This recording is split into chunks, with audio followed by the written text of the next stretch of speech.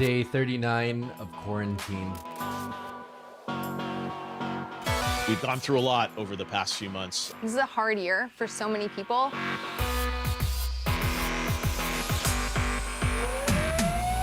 Ladies and gentlemen, 100 grand raise, and we're not stopping. Benéfico para ayudar a las familias afectadas por el coronavirus. This stream is a testament to what can be accomplished by a bunch of people with computers and an enormous amount of love.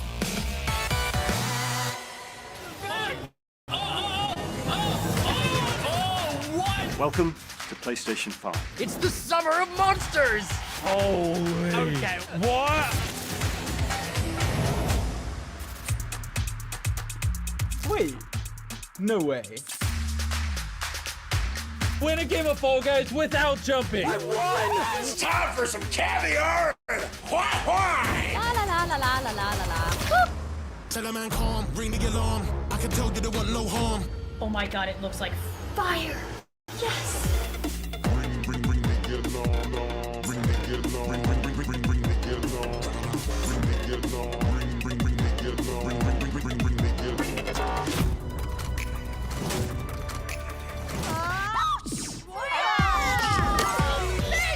Full power! I knew it was fearful!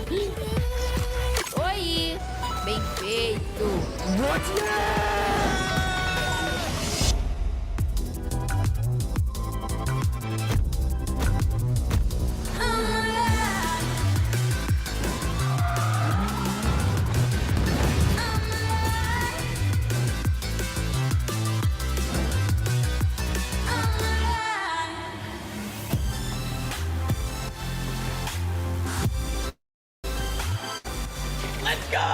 This is actually my house. Holy moly schmoly. Very nice. Where is he?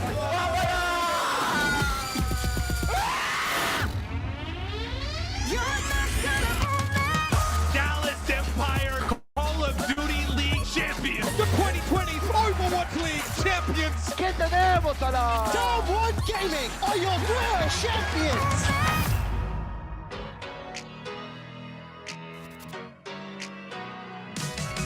Thank you so much. Appreciate all your support and love. Muito bom ter você aqui junto com a gente. La verdad es que me llena muchísimo el alma, así que estoy terriblemente agradecida con ustedes. We may be distant socially and physically, but we can still come together on the internet and do something amazing. Thank you.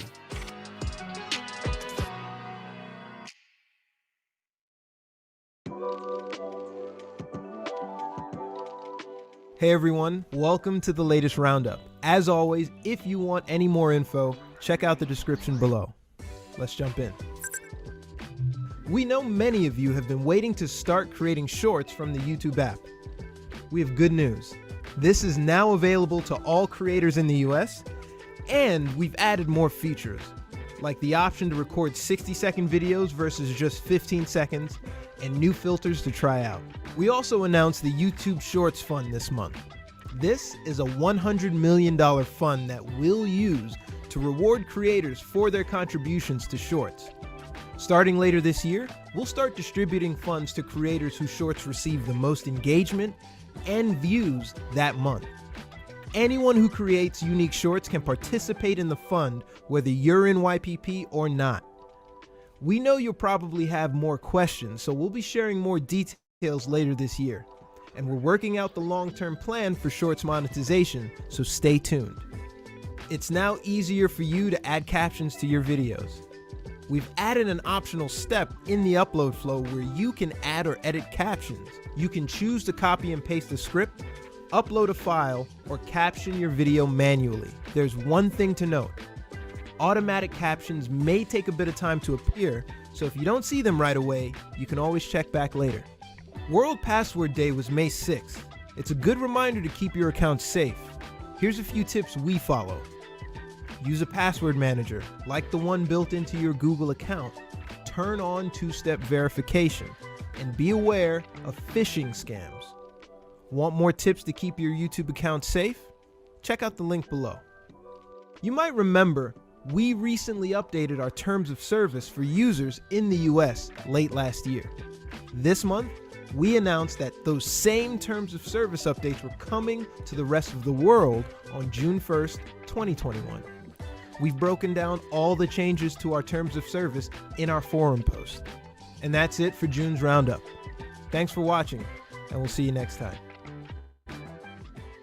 Whether you're in YPP or not. I hit the mic that time. Like the one built into your...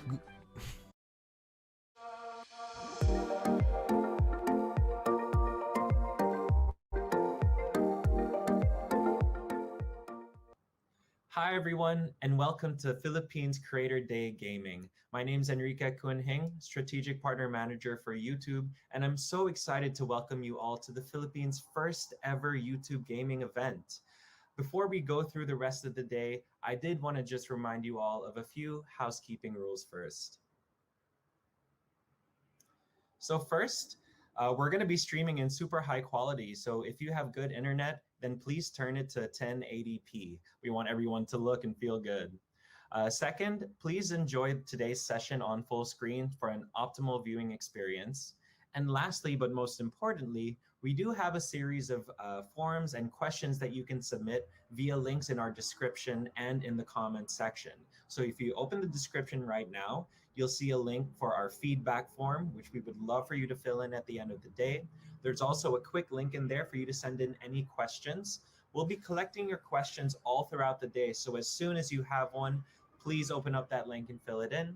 And lastly, we'll talk about this a little later in the day, but we would love to have you all sign up for some MCN training programs to help you take your channel to the next level after today's session. All right, so we have a fully packed agenda, but an exciting one lined up for everyone here today. Not only are you going to hear some best practices and presentations from the YouTube and Google teams, but you're also going to be hearing from a couple MCNs, Ben Pixels and Collab Asia, as well as two top gaming creators, Gloco from the Philippines and Muscle K from Australia. They're going to be here to take your questions, share some best practices, and hopefully inspire you to take your channel to the next level. On that note, we'll discuss it a little bit later, but we also have some MCN training programs that we would love you to join afterwards. So stay tuned, and I hope you enjoy today's sessions.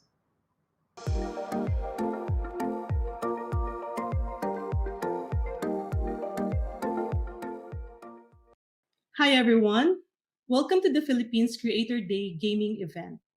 Today is definitely an exciting day. But first of all, I hope you're safe and healthy wherever you are tuned in from. Games have always been part of our lives. When we were young, we had our favorite games we'd always play with our friends or family members. They taught us a lot of things, from camaraderie, strategy, to sportsmanship. And as we've entered the digital age, esports has emerged as a serious endeavor with our national players putting the country on the map.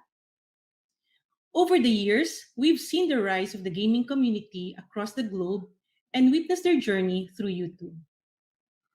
In fact, in 2020 alone, we saw over 350 creators amassing 10 million subscribers each. Meanwhile, over 1,000 creators hit the 5 million subscriber count, and 80,000 more creators gained 100,000 subscribers. Within the same year, the number of hours of gaming content watched on YouTube has reached over 100 billion globally. Isn't that amazing? Gamers are indeed some of the world's most passionate people. Esports creators eventually leveled up the content experience for their subscribers as they moved to live streaming. Live gaming streams created more than 11 billion watch time hours between 2019 to 2020. And within the same period, there were also over 40 million active gaming channels on YouTube. The fast rising count of Filipino gaming creators reflects the strong interest of Pinoys in esports. Locally, the watch time for strategy video game videos more than tripled in June 2020 compared to the same time in 2019. As the gaming community thrives, we look forward to contributing to its growth by fostering new connections between gaming creators and multi-channel networks. Together with their partners Ben Pixels Asia and Collab Asia, we bring you our first ever local event for the esports community, and that's Philippines Creator Day gaming. Through this program, we hope to inspire the gaming community and educate creators on best practices around live streaming, alternative monetization, and overall gaming strategies. This afternoon session is only the beginning of our plans, so be sure to watch out for what else is in store. I hope you will find this afternoon's discussion helpful as you learn from industry experts from YouTube, Bent Pixels Asia, Collab Asia, and top gaming creators Muselk from Australia, and our very own Gloco from the Philippines. Today, as we mark a milestone in YouTube and the gaming community, we look forward to the accelerated growth of our esports creators and hopefully inspire more to join YouTube. Once again, thank you for being with us today. Enjoy the rest of the program. Stay safe and well. Good afternoon, everyone.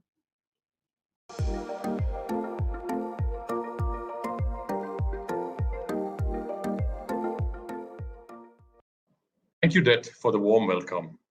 Hi, everyone. My name is Siddharth, and I lead partnerships for YouTube for Philippines. Thank you so much for joining us here. Now, before we proceed, we must watch a video, as after all, this is YouTube.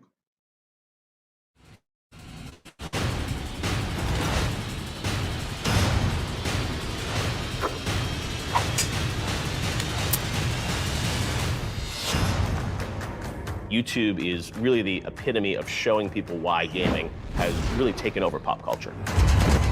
The way that gaming sort of emerged on YouTube, I don't think anybody really expected it. It's the most watched thing on YouTube now. You're in this world for months at a time. So when someone else makes something parodying it, you want to share it with all your friends. One of the most fascinating aspects of gaming on YouTube are Let's Play videos.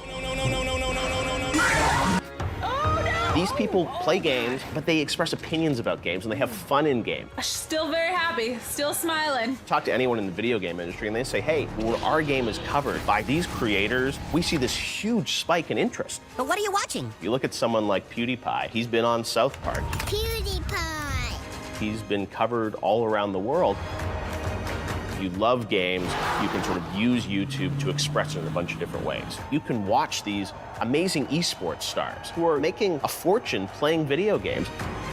Creators who create short films like Freddie Wong, kind of inspired by his favorite video games. There are always opportunities to take gaming culture into different worlds, and I think that's what has really taken off on YouTube. Shows that tailor to not just people playing games, but doing other aspects of gaming. People manufacturing weapons that you see in games. And then on the other end of the spectrum, you have people baking cookies based on games. Every community is unique on YouTube, and you can branch out to wherever your audience is taking you. And that flexibility is so important to this space. And that's why I love being in it.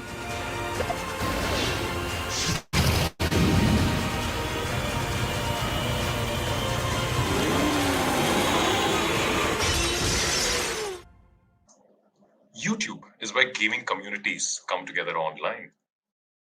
Do you know that over 200 million people are watching gaming videos every single day? And in just 1 year, we saw over 50 billion hours of gaming content being watched. Think about that number.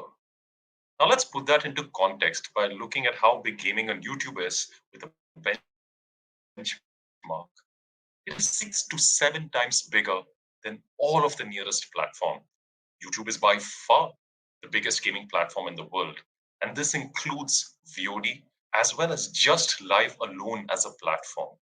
Speaking of live, though VOD is massive on YouTube, live is as well.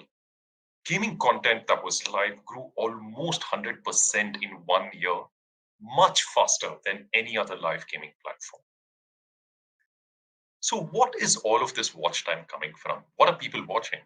Well, it varies region to region, but if you take a look at Philippines, here are our top titles. Minecraft, as you know, it's been on top since forever. And I should point out that this does reflect its current popularity, but as well as factoring in the many years worth of back catalog video that is allowing for this consistently high level of engagement. You also see a variety of games and titles here which talk about the diversity of preferences and opportunities for creators like you. Speaking of creators, while gaming is big, there is still more room to grow, with over 2 million gaming channels in the last 3 years growing to 100,000 or more subscribers just in the last 3 years. And while gaming might seem a niche community to most, but not to you all over here, do you know that 3 of the top 10 most viewed creators on YouTube are gaming creators? This is across all content genres. And by no means are any of you late to the game. Over 55,000 new channels that started uploading gaming content in 2019, just a couple of years back, have already grown to 100,000 or more subscribers. So why create on YouTube? YouTube is unique. It's a place that welcomes all types of gaming content, from VR to mobile, to VODs, to live streams. There is an audience for everyone here, no matter what your creativity and format is. So what do we really want to do here? We want to empower you while you do what you love. So before I leave you and welcome you into the creator community and to growing much, much more here, I thought I could leave you with some simple suggestions that will hopefully take your opportunity to the next level. First, remember, create a community and that your viewers are here to connect with you. Make them feel part of the experience. Next, remember to build rituals. They can help you create traditions that your audience can participate in. Catchy and repeatable intros, inside jokes, references to past moments, maybe even props. All of these can make your audience feel part of the culture you are creating on your channel. Now, don't be afraid to get personal. Creating content that gives your fans a view into your life outside of just the games you play, well, that's something that many creators in other genres, as well as in the gaming space, do. Do the same, make them a part of your life, and become virtual friends with them. Use features beyond video. We have so many ways and formats for you to engage with your consumer. And this, of course, is VOD, this is live, but of course, this includes community, this includes stories. You might have most recently seen news around us working with a new format called Shorts. So all of these are great ways for you to continue the conversation with your consumer. Last but not least, take your conversation beyond your latest upload and stream. Take it off platform, go to Discord, and keep that community continuously engaged.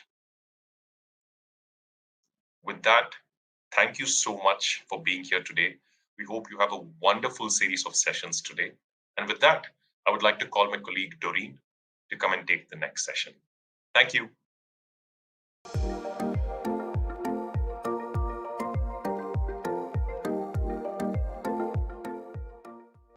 Thank you, Sid. Hi, everyone. My name is Doreen. I manage gaming partnership on YouTube in APAC. I work with top developers and creators to help everyone build their presence on YouTube, create the community, and engage with their fans. Now you have heard Sid speaking about how big the gaming opportunity is on YouTube, how you should really get on the trend to capitalize on the momentum of the platform. I would love to share a bit more in depth on the tips on a few best practices that you want to consider in terms of building your gaming community with us. First of all, I want to talk about the formats and the audience.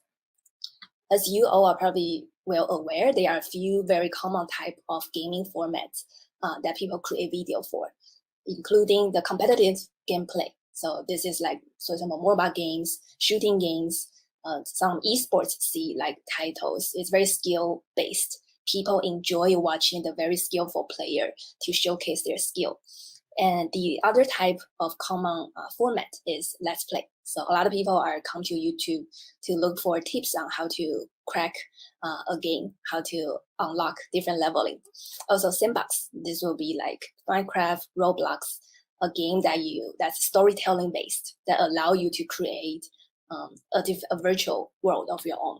And lastly, the reaction based. So this could be personality driven on different kind of humorous commentary, a commentator reacting to a game video.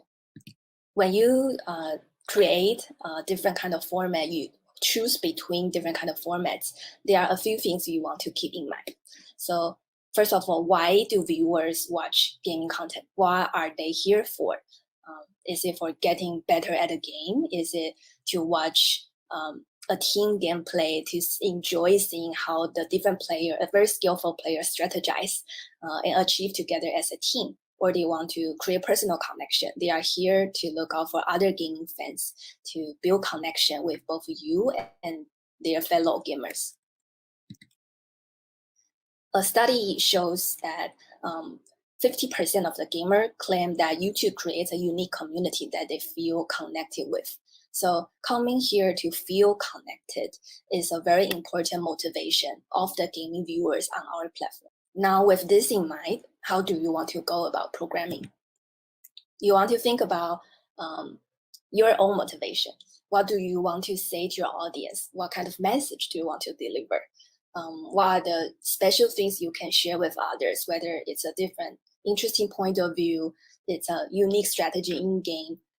Who are your favorite creators that you relate with, that you can use a role model when you create your own content? And how can you have impact, whether it's on the emotional impact, the connection they build, or in many other ways to your audience? Different formats will have different appeals. Right? For example, a comedy showdown, a more entertainment, personality-driven kind of content will attract fans of very broad-based. Right? It's not just about the game itself; it's also about the entertainment, the witty commentary of your own. And while the how-to gameplay video is probably specific to those who have engaged with the game title you are playing. And the Let's Gameplay type of content maybe doesn't require much past exposure to the game. They are also aiming at audience who have the broad interest in gaming content. You also want to program your channel with different kind of, with the type of three different kind of content types that will really help to both attract new audience and engage the existing ones, which are hero, hub, and help. And let me talk about it one by one. So hero content, what does hero content means? This is the type of content, huge flashy content that you create with the attempt to cast a very wide net. You want to attract as many viewers as possible. This could be a very high quality premium type of shooting, a rare kind of topic that you shoot, or even live streaming if you are a VOD based creator. It's accessible to people who aren't very familiar with your brand. They may have casually watched in the past but haven't decided if they want to become a loyal viewers of your own. You want to use this as a hook to get them addicted to your channel, to subscribe, to turn on the bell notification and stay with you. For hub content, this frequency of hub content should be more frequent than the hero content. It is a real bread and butter of your video. Right? This is a targeted audience that your existing subscriber, the reason why they are coming back for. So this is the type of content that the users, the subscribers who are familiar with you come to watch. The reason of them coming back again and again. It could be a serial content. It could be building on what you created in the past. And this is provide a bank of content for new viewers to consider subscribing as well. It's not may not be as high of a resource intensive as the hero content. but it's published more often. And lastly, on the help content, this should be the evergreen type of content, and for people who normally don't engage with your channel. By saying evergreen, this could be something like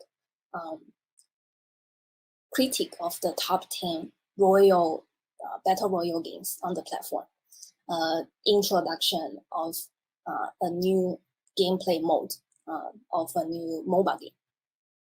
This is the type of topic that people have general interest in. They come to your channel with this broader interest and hopefully stay because they enjoy the style or the type of gameplay you design. While you have the 3 sort of content categories in mind, you also want to make sure you stay consistent. Consistent as in the type of formats that you create, and also the consistent in terms of publishing. So you don't want to publish one video, 5 videos a week and not publishing anything in the following weeks. Consistency is very important to build up the viewing behavior in your audience group. So it doesn't mean a lot of volume. It doesn't mean you need to create a lot of content. It just means you need to consistently produce and publish content so that your users stay engaged, so that they don't lose interest.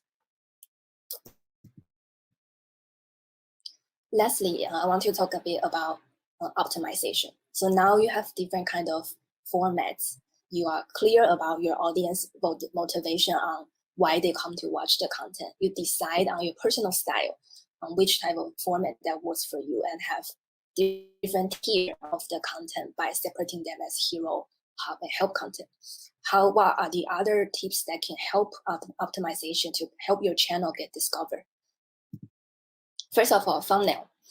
Thumbnail is a very important, it's like first impression at a user with your video. So you want to make sure it's clean and it's with good contrast. You don't want to make it text heavy and very hard to get what this video is about at the first glance. Remember that less is really more. And also utilize the key moments of the background inside this video. And have a consistency across different videos on the channel. You want to keep the themes consistent so they recognize your personal brand. The other thing is title and description. You want to make sure the title clearly says what users can find on your channel, on this video. You want to avoid clickbait, right? So even if user click on the clickbait with a trending topic title, if the content is really not consistent with what it says in the title, they will not watch it. Bouncing off is really won't help the metrics on channel engagement side. So you don't want to have a clickbait-like title. Instead, you want to make sure it clearly expresses what's the content inside the video. And playlist. As you continue to build out the library of the content, it becomes more and more important for you to organize them into playlists of different themes. This not only helps the viewer to discover content, this also drives the behavior to continue watch the video, the relevant ones, one after the other. You want the viewer to not only engage one video, you want them to engage with as many videos as possible on the channel. So having a playlist is a very important tool to achieve this purpose. Lastly, you want to make sure you stay updated on the trends. So what are the key titles? You have seen Sid share about the key titles, top popular trending titles in Philippine markets. These are what users are crazy about. You want to explore, is there any possibility that your content matches with what's trending on the platform? And it really helps drive the momentum and the seasonality of the viewership increase to your channel. You want to be creative. Right? Don't be afraid of putting your own spin of maybe a game title has seen a popular format on the markets. You shouldn't be afraid of creating your own, because that's what really help you stand out. Also, collaboration is very important. You want to continue to find creators who either share similar game genre interest or have different kind of audience base that complement on increasing the demographic who watch your channel for. Collaboration is really a key of growth driver, especially when you're early on in the journey. It helps the discovery with both of your fans to your channel. It also helps adding on spices to the content that user maybe get used to that you regularly create. With all this type of efforts you put in to create a different kind of content, engage your fan, now we should look into how to help you make more money. Right? So alternative monetization are referring to different kind of pay products we have on the platform.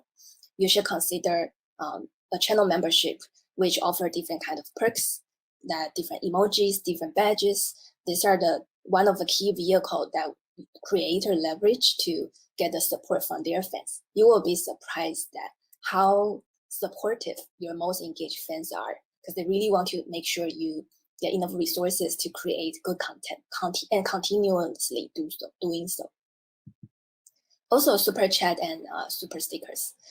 This is like one-time donation from the fan. It gives the potential for you to recognize your biggest fans, right? By calling them out during a live stream, having their name pinned. Super stickers is a visual-based expression, which is very popular in Asia. You want to interact with your fans whenever they purchase super chats, super stickers during your live stream to make them feel special, make them feel connected and recognized. These are a quick snapshot of different kind of techniques you may want to think about to really capture the big gaming opportunities on the platform.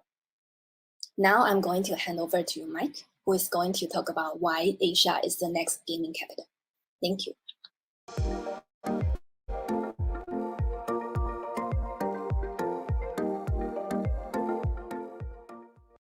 Thanks, Doreen, for the intro. Appreciate that, and thanks for having us. We're excited to be here. I'm Mike Pusateri. I'm the founder and CEO of Bent Pixels, and I'm going to tell you a little bit more about what we're working on and give you some more information about Bent Pixels. So, who's Bent Pixels? You probably have never heard of us. Maybe you have. We've been around a long time, over 12 years on YouTube. We're an OG on YouTube. We're independent. We've been profitable, and we work with some of the biggest esports teams and creators in gaming worldwide. Over 300 million subscribers, 3 billion views a month. And more importantly, I'm super excited to announce, first time that anybody's heard this, is that we're forming a partnership with Hetmill Media Group and the Hetmill Creator Network to form Bent Pixels Asia. We're going to bring our expertise on YouTube, our reserved media technology and sales abilities in partnership with the incredible team at Hetmill and their local market knowledge across the creator community in Southeast Asia. And that is a powerful combination. We're super pumped about it, and you're the first to hear it. So let's dig into what that actually means for you as a creator. So again, Bent Pixels works with 14 major esports orgs currently, with more coming on board, over 40 teams. Many of you heard of here: FaZe Clan, Team Liquid, Optic, big players across these teams. And why do we work with these teams? Traditionally, the teams have had creators that have worked independently from the team. They create content. Their audience data is separate from the team's data. And what we do at Bent Pixels is create communities for the individual teams. So we allow all of the individual players and creators on the team, their audience data, their revenue data comes together, and that allows us to be able to package that for brands in a super exciting way that drives a bunch of additional revenue for the creators and the teams. And we're going to talk about that more as we go along in the presentation. So here's an example of how we drove additional revenue for not just FaZe Clan, which you can see on the right circle, of over 200% as a team, but to the creators themselves, over 600% additional revenue. How possibly could we have done that beyond what they're already getting currently on YouTube. So let's dig into what exactly that means. This is an overview from Jeff Papps, the CRO of FaZe Clan, talking about our partnership for many years, and that we'll be working together for many years to come. We appreciate great leaders in the industry. We're very fortunate to work with some of these folks across YouTube. The gaming and streaming talent that we work with, again, are some of the biggest in the world. Nick Merckx, Valkyrae, T1 Faker. An example of how we've worked with Nick Merckx specifically is with a major brand in the US. They wanted to target his channel specifically by having their ads only show on his channel, and they pay a premium for that. We helped activate that because Nick is a partner, and that drives a lot more revenue for Nick and a lot more revenue for FaZe Clan. That's just one example. We could get into many more. I've got another one later to give you an idea of what that actually looks like. Valkyrae is another great partner of ours. She's had an incredible year, Content Creator of the Year for 2020. I'm sure you've heard about her. There's a separate session that I highly recommend you watch that talks about the growth strategies that Valkyrae has incorporated in partnership with Bent Pixels. Again, part of this programming for YouTube, something I highly recommend you guys look out for. So let's talk about what all of this means for you. Reserve Media, what is it? This is an example here. Hasbro approached Bent Pixels for a Fortnite campaign and said, a Fortnite Nerf campaign, and said, hey, we'd like to target Fortnite creators for this campaign, obviously. And how do we go about doing that? So we took creators across the Bent Pixels network that create Fortnite content, packaged them together, and presented that to Hasbro as an opportunity for them to run their Fortnite Nerf ads specifically against those creators.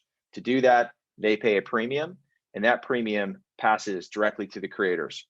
It's an exciting, unique way for brands to be able to target specific creators, teams, games.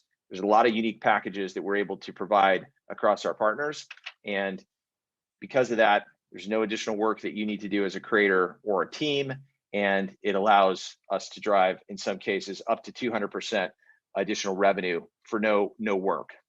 So that's exciting. That's something we're leaning into and doing more and more of as we get more inventory across our own partners and additional partners. This is going to get even more exciting. There's going to be more global campaigns, not just in North America and Asia, but we'd love to have you join this additional opportunity, again, with no work. So how do you join?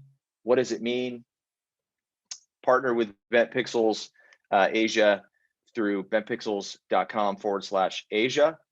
There's a contact list there where you can contact our local team with Bent Pixels Asia in the Philippines to answer any questions you may have about joining the network, what it means for your channel, what other things we can do, whether it's rights management, which we do as well, or audience development. We can help. We have best practices that we incorporate across all of our partner channels. We can do that for you as an individual partner, as an individual creator, or if you're part of a team, we do that across the team as well. Or there's an application that you could click on that link and actually and join today. So thanks so much. Please check us out. If you have any other questions, let me know. But we're excited to be here. And over to you, Eves.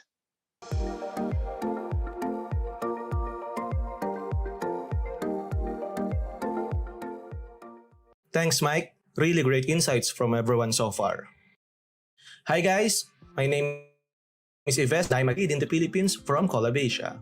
But first of all, I would like to explain to you what Collab Asia is.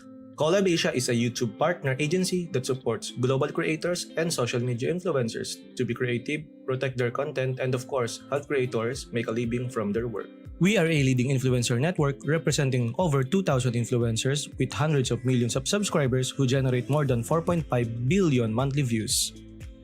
Just to give you a brief history on how we started, around 2012, Collab Inc. launched. 2014, Collab launched Digital Rights Management Business. 2016, partnership with America's Funniest Home Videos, King Badge, and other Viners. As you know, at that time, Vine was the king of short video contents. 2017, Collab Asia spins off as Collab Asia Inc. Then 2018 to 2020, all in all, we have launched 8 APAC plus 1 US office and 170 plus employees across Asia Pacific. Of course, aside from vloggers and other verticals, we work collaboratively to help gamers unlock their creative and commercial potential.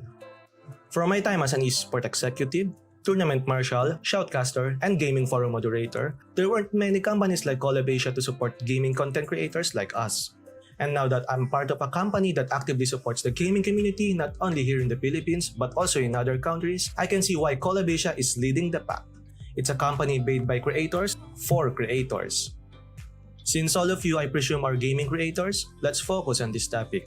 So, first of all, who are our gaming creators? We have tons, but to name a few, for our top Philippine creators, we have Zapnu, Erwin, ano po yun? Pinoy's Place, Yalwag, Johnny Banks, and Chakni. Sabi ni Zap. Totoo ba to? Totoo ba to? Sige, tatabi na ako. We also have top gaming creators from other countries that we help manage. Aside from that, we also have partnership with top esports teams and media such as Bigetron, Execration, Mineski, TNC Predator, EVOS Esport.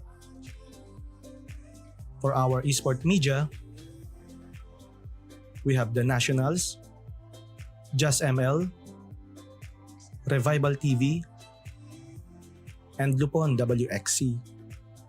This shows how we are serious about growing the gaming scene here in PH, especially on YouTube.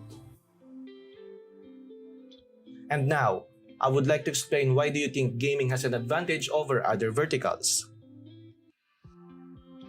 Each vertical has their own advantages, but for this topic, we're going to talk about the advantages of becoming a gaming content creator.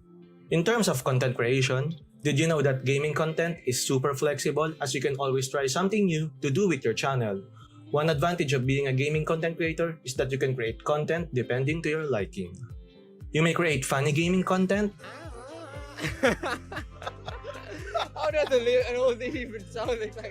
gameplay highlights,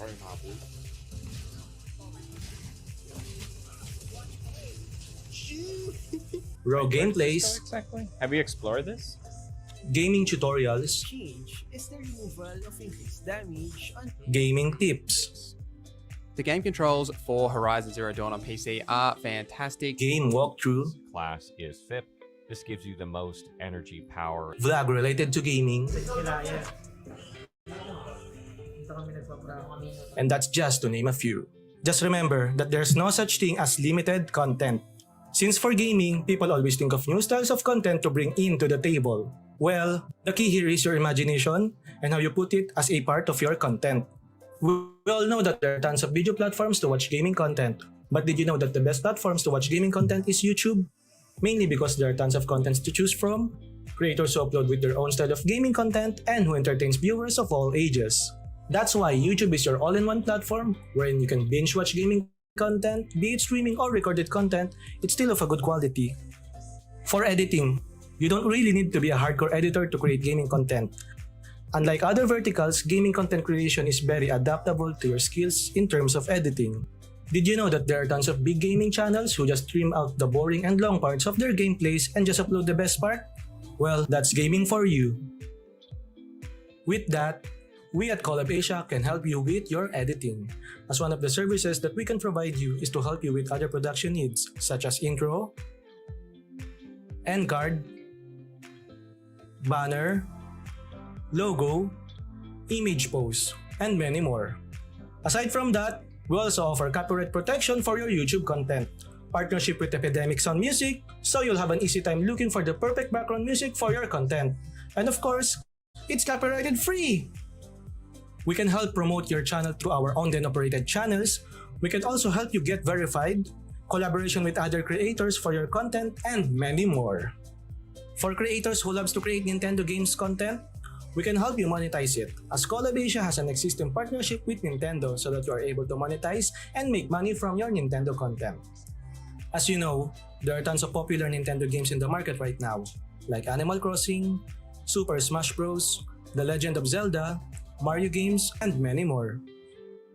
And lastly, we can help you earn money through brand deals, as Collab Asia work directly with global brands who are looking for creators who wants to reach the gaming audiences locally or globally. To give you an idea to what kind of brand deals we have done, we have worked with Coda Shop to promote their global series with the help of Zapno and Chaknu. Epic Games work closely with Collab Asia and engage top gaming creators in Japan and Indonesia, such as Mimosu and Bangalex, to help reach out to their followers promoting the game Fortnite in uniquely engaging ways.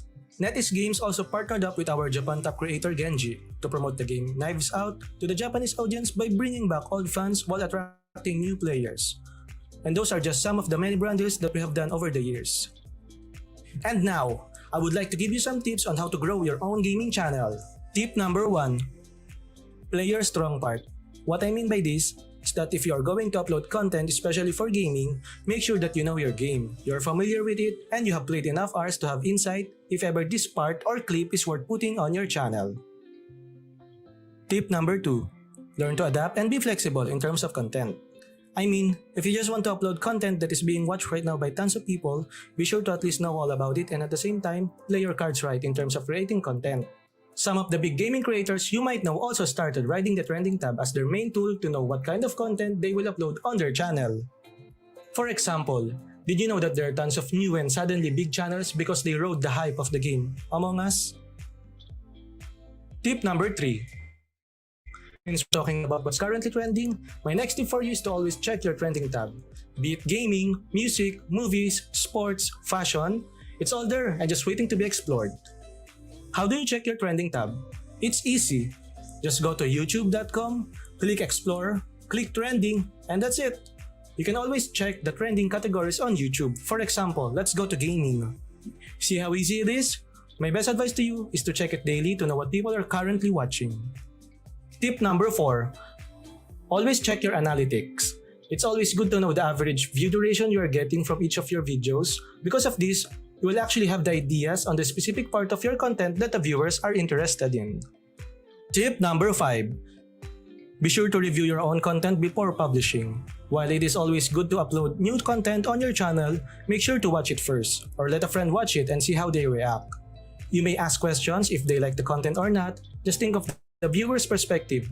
If you currently bump into one of your content, will you like the videos on your channel? I assure you, majority of the big gaming creators right now, before they even go big, they always make sure that their content is watchable and entertaining. And that concludes our tips for this workshop.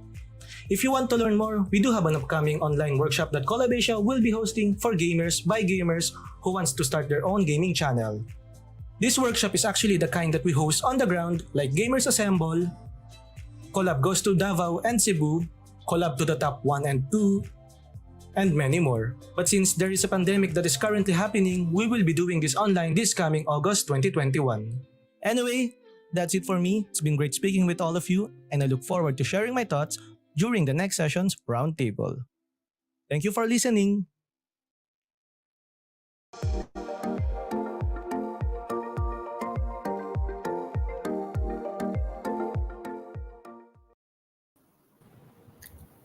Cool. Thank you, Yves. Hello, everyone. My name is Pablo. I work at YouTube as well. I'm a channel manager in the Philippines, and I will be hosting this roundtable with Yves again and Daimon from Ben Pixels Asia. So, hello. Let me start by asking you both if you can share a bit about your experience in the world of gaming, about yourself. Maybe Yves, we can start with you and have a refresher, re-intro, and then Sure. All right. So guys, my name is Yves. I'm the gaming lead in Collab Asia Philippines. So my gaming career started actually in Garena. So I was a forum moderator. I took my freelance there for many years. Then I also took my intern in Garena as well to be a tournament marshal and an esports executive. So basically, I've been surrounded by people who are gamers and who inspires me as well. So basically, that opens a lot of doors for me. Cool. Hi everyone, I'm Kylie from Pixels Asia. I'm the head of creators for Ben Pixels Asia. And as Mike mentioned earlier, Ben Pixels, we are the biggest gaming and esports network in the world, and we partner with over 14 of the biggest esports organizations and top gaming talents in the world like FaZe Clan, Valkyrie, 100 Thieves, and TSM and Nadeshot as well. So we're really excited to be here and to see what we can do here in Asia together with you. Fantastic. I love your backgrounds. Mine is so boring. Same here. Thank you. Well, it's great to hear that you're both so immersed in the gaming and creator space. Now, focusing more on what your companies do, could you please share one or two concrete examples of how Ben Pixels Asia, in your case, Kylie, and Collab Asia, Ives, have helped gaming creators in the recent past? Maybe we can start with you, Kylie. Sure, great. Maybe just to share a little bit of a teaser, because we're actually going to dive into a little bit more of this like in our training modules as well. But one of the key examples that we've worked with in the US with Valkyrie, so as Mike mentioned just now, we work with Valkyrie, who is now the biggest female top gaming streamer in the US, and she was content creator of 2020. And with Ben Pixels, we actually grew her channel from 200,000 subscribers to 3.5 million subscribers today. And I think beyond growth and helping her in her growth strategies, I think protection of content is something that we do as well with digital rights management. And the third thing that we actually do with Ben Pixels as well is to help her increase her ad revenue as well through this thing called Reserve Media. So as Mike mentioned earlier, Reserve Media is this whole idea of selling your ad slots, like your mid-roll or your pre-roll ads, to advertisers at a more premium, at a higher rate. So that's something that we've done for Valkyrie as well. So that's Valkyrie, right? And I think with FaZe Clan, as Mike also mentioned earlier, we have also, thanks to our Reserve Media offerings, have helped FaZe Clan to increase their earnings by over 600% in the past year. So that's something that we do in the US and something that we hope to do now in Philippines. Wow, fantastic. Cool. So, Ives, can you tell us a bit more? Yeah, I mean, for Collab, we have helped a lot of creators in the past years, but probably in my mind, I can name probably one of the biggest is Zapnu. So before Zapnu grew in YouTube, I mean, basically Zapnu was still really trying to reach his peak on YouTube before then, because he has problem with his AdSense, right? So aside from that, aside from fixing his AdSense before, basically his AdSense problem was really new at that time. So it took us a lot of time, probably around 3 weeks, to help him fix his AdSense error. So aside from that, a lot of people are also trying to steal his content. Basically, a lot of people are earning from Zapnu's content from other social media.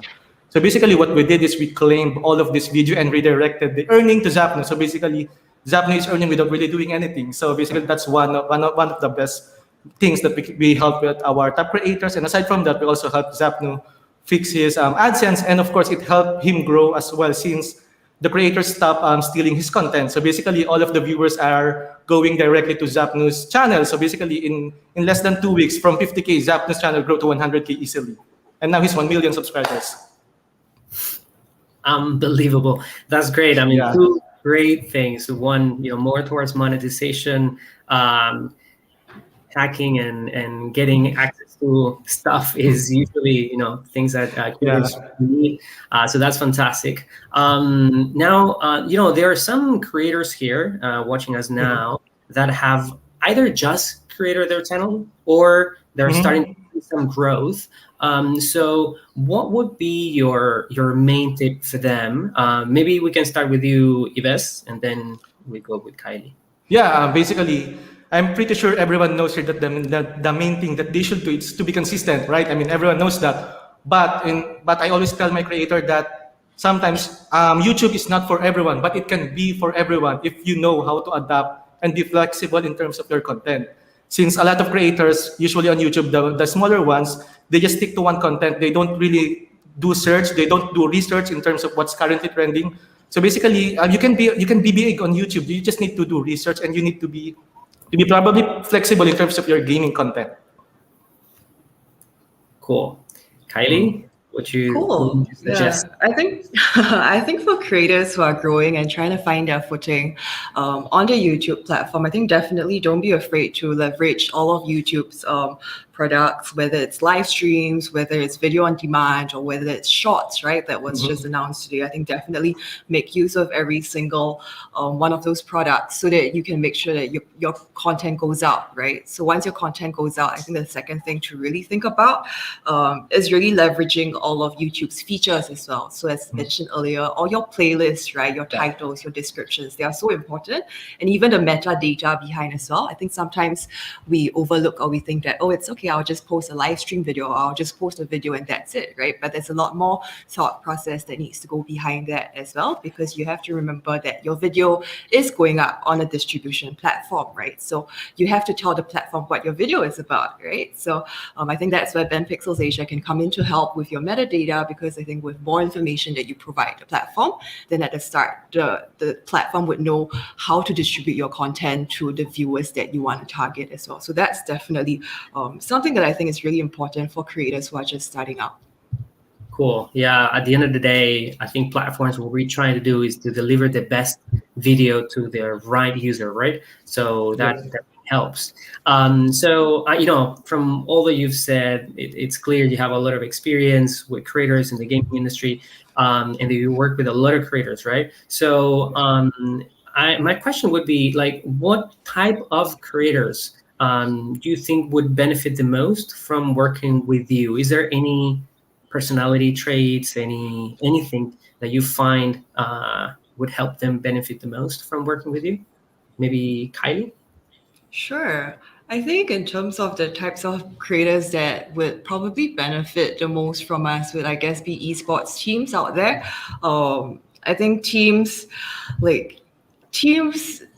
in terms of monetization on YouTube today, I think it's definitely not easy to be doing it on your own, because I think if you think about monetizing and one income stream coming in from being a pro player, and then you think about being a gaming content creator, it's almost like making content and monetizing through content becomes like an additional or a second career path, right? So I think for teams who are hyper-focused on training and winning money at tournaments, that is where we can come into support as well on the gaming content front, right? Which I think is where our expertise with working with the biggest esports and gaming organizations in the US would help. And I think that is why we partnered with YouTube today, and really why we wanted to put together a training program in the rest of July that brings really the best of experience of gaming and esports experience from the West with Ben Pixels, as well as with the East, with our partners here in Southeast Asia, which is EVOS Esports, to actually participate in some of our training programs to equip creators. So I think that is something that we're super passionate about. Esports teams, I think we're here to help and here to bring the same success that we saw in the US to the teams here in Southeast Asia. Cool. Yves? All right. Yeah, basically for our creators, I mean, it doesn't really matter if you're big or small. We will help you. We have benefits that we can provide for creators and big creators as well. But in terms of like really getting that really big benefit is probably for big creators. Of course, you need to grow your channel to get that big benefit, which is probably the brand deals. We have helped a lot of creators in terms of getting more revenue. Since you are already big, right? You're a creator. We have 1 million subscribers already, so you are already earning from your revenue. But at the same time, we at Collab Asia have connections locally or globally to help you with your brand deals. Yeah, cool. That's probably it. That's cool. So we mentioned this at the beginning. Enrique mentioned this, and different speakers as well. But after today's event, you're both launching your respective programs to help gaming creators in the audience grow. So can you please tell us what these programs are about, what creators who join these programs would get or could expect at the end of it, when it starts, something around those lines so that it's clear what these programs are. Maybe let's start with Collab Asia's program first. Yeah, basically for Collab, we have hosted a lot of events here in the Philippines, from not just for gaming, we also hosted events for lifestyle, music, and other verticals. So basically, we have what we call Collab to the Top, and we have like Collab to the Top 1 and 2, Collab to the Top goes to Cebu and Davao. And for gaming, we have Gamers Assemble. So basically, A lot of people attended that on-ground event, probably around 70. So basically, what we do is we have a lot of creators in our network and outside our network as well. So of course, they will expect a lot of collaboration, getting to know, and we have a lot of speakers that can help them inspire, right? So basically, aside from that, aside from the YouTube stuff that they will learn, of course, other social media as well, since for your total reach, I mean, YouTube is really very bad. If you want to get all of it, you need to be also big on other social media. So probably that's they will expect in our event. Fantastic. And how about Ben Pixels Asia's program?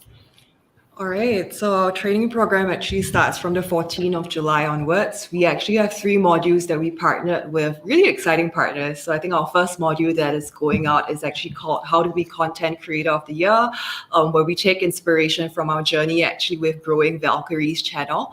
So Ben Pixels, we will be sharing together with our US partners how we helped Valkyrie grow from 200,000 subscribers to 3.5 million subscribers. So you would definitely want to tune into that to really understand and hear some growth strategies that we believe and hope that will work for creators like yourself. The second module that we actually have as well lined up is together with the co-founder of EVOS Esports as well. So EVOS Esports is coming on to also share about how they've actually helped Southeast Asian gaming creators to monetize in Southeast Asia. So that's a session that you would definitely want to look out for, because I think they are the biggest esports team like in the region. I think they definitely have a lot to share with their journey and to inspire gaming creators like yourself to really dream bigger and see how this journey as a gaming creator is actually possible as well. And in our last session, we will be diving a lot more into a bit of the advanced monetization class as well to share a lot more about how can you as a gaming creator really make this as a living. How can you monetize, right? Beyond just streaming contracts, what are other ways you can monetize beyond brand deals, beyond sponsored content? There's really a lot of options. So I think we're really excited to share that in our July training program as well. So please sign up for our program. Fantastic. I really look forward to these programs. For those in the audience, you can find the links in the description below for both links, for both programs, and some cool swag is waiting for you. So yes. Are there any final comments you would like to make that you think could be relevant for gaming creators? Maybe you, Kylie, first. Sure. I think for gaming creators today, we should really start thinking about how to make this sustainable, right? I think sustainable success is not attained overnight. I think over the years, we've seen how creators have grown and fallen. And I think that is why we wanted to bring together Ben Pixels as well from the West, as well as EVOS from the East, to really inspire you and also hopefully show you that actually it's really possible to monetize as a gaming creator beyond just streaming contracts, right? And I think streaming is really just one way of monetizing today. I think COVID-19 has also shown us that things can really change overnight. So it's a really important as a gaming creator to think about how can you diversify your income stream as a gaming creator, and that's why we're here to help, right? So I think really our hope for gaming and esports teams today in the Philippines as we open Ben Pixels Asia and run our workshops is that you will be inspired to really be the next generation of gaming creators, to not just be able to keep this as a sustainable career path, right, but to also bring food to the table and really to help you dream bigger and really accelerate you to become maybe the next FaZe Clan or the next 100 Thieves or TSM or Valkyrie of the Philippines or Southeast Asia. How about you, Yves? Any final comments before we close? Yeah, probably for individual creators as well, and for creators who have like a team that they create contents with. Basically, for me, if you're just starting, don't think about like as of now. Don't think about monetization. Don't think about like how much you're gonna earn in like a month. First of all, if you're still starting, I think this adapts to everyone. Basically, just think of your content. Make sure that it is watchable. Make sure that you're having fun. Basically, just have fun. That's it. Because for a lot of creators, they think that if you're like on YouTube, this will be your monthly income or something like that. They treat it as a work, but don't do that, because basically having fun is like the best, since basically you're having fun playing, right? You're a gamer. So basically you're a gamer since you're creating gaming contents. just have fun. Especially the viewers, the monetization will come. And we can help you with that, especially since we're gonna have an event this coming August 26 and 27. It's a 2-day event that we can help you explain. And we have tons of creators as well that we can invite in our network. Like we have Gloco, Shinbu, and Zapno and Chakno as well. So we have tons actually. So probably that's it. Cool. Looking forward to these programs, really. So thank you very much to both. It's been a pleasure to get to know you better and get to know about your companies better as well. And we, of course, look forward to your programs. Again, everybody in the audience, please don't forget to sign up for their training programs. You can find the links in the description if you're on the main site. And you can learn more about their companies as well. We have links for that. And no gaming, of course, isn't complete. No gaming event is complete without speaking about live streaming. So Hugh is coming on next to share some best practices.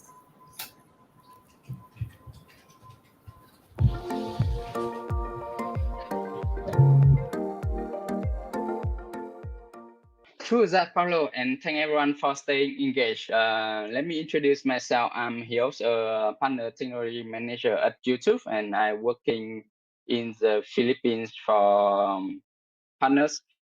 So thank you for joining the live game best practice. And so let's go over our agendas for today.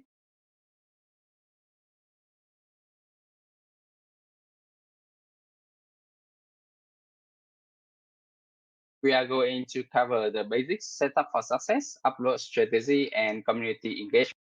So first, let's move to the basics.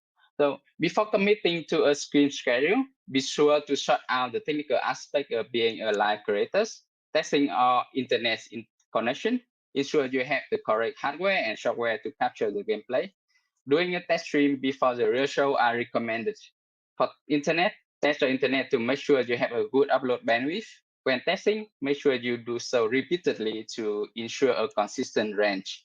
Here's some general guidelines for what you need to base on your quality designs. So for SD videos, 3 megabit per second, HD and Full HD 5 to 10 megabit per second. For 4K is 25 megabit per second. For hardware, it depends on the game you play and more importantly, how you play them. For PC gamers, gameplay on your computer are captured on your video card, so no additional hardware is needed. For console gamers, you will need to look into capture cards if your consoles do not support this off the shelf. There are quite a few options for footage capture software. Pick one and review your documentation on how to best set up with the gameplay. If needed, consult the YouTube Help Center article on gaming and live streaming tool and service. You can see from the screen from the left to the bottom, there's a Widecast, there's a Elgatos, there's a OBS, Air Servers, XSplit Broadcaster, and Stage 10. As mentioned before, tools like OBS are encoders that allow you to build out scenes for your coming live stream. OBS is free and very customizable. You can connect multiple webcams and create a compelling stream layout through the tools. So if you want to stream from consoles, and you can use a capture card like an Elgato, that's just a little box that fits between your consoles and your computers. So that covers the minimum requirement for you to get started with the streaming. Using a third-party tools can allow you to bring more stream to the next level with interactivities. Consider using this tool to create an engaging environment for your viewers and fans. Nightbot is a chatbot that allows you to automate your live stream chat. This is allowing you to spend more time entertaining your viewers. There's a multiple ways to utilize Nightbot.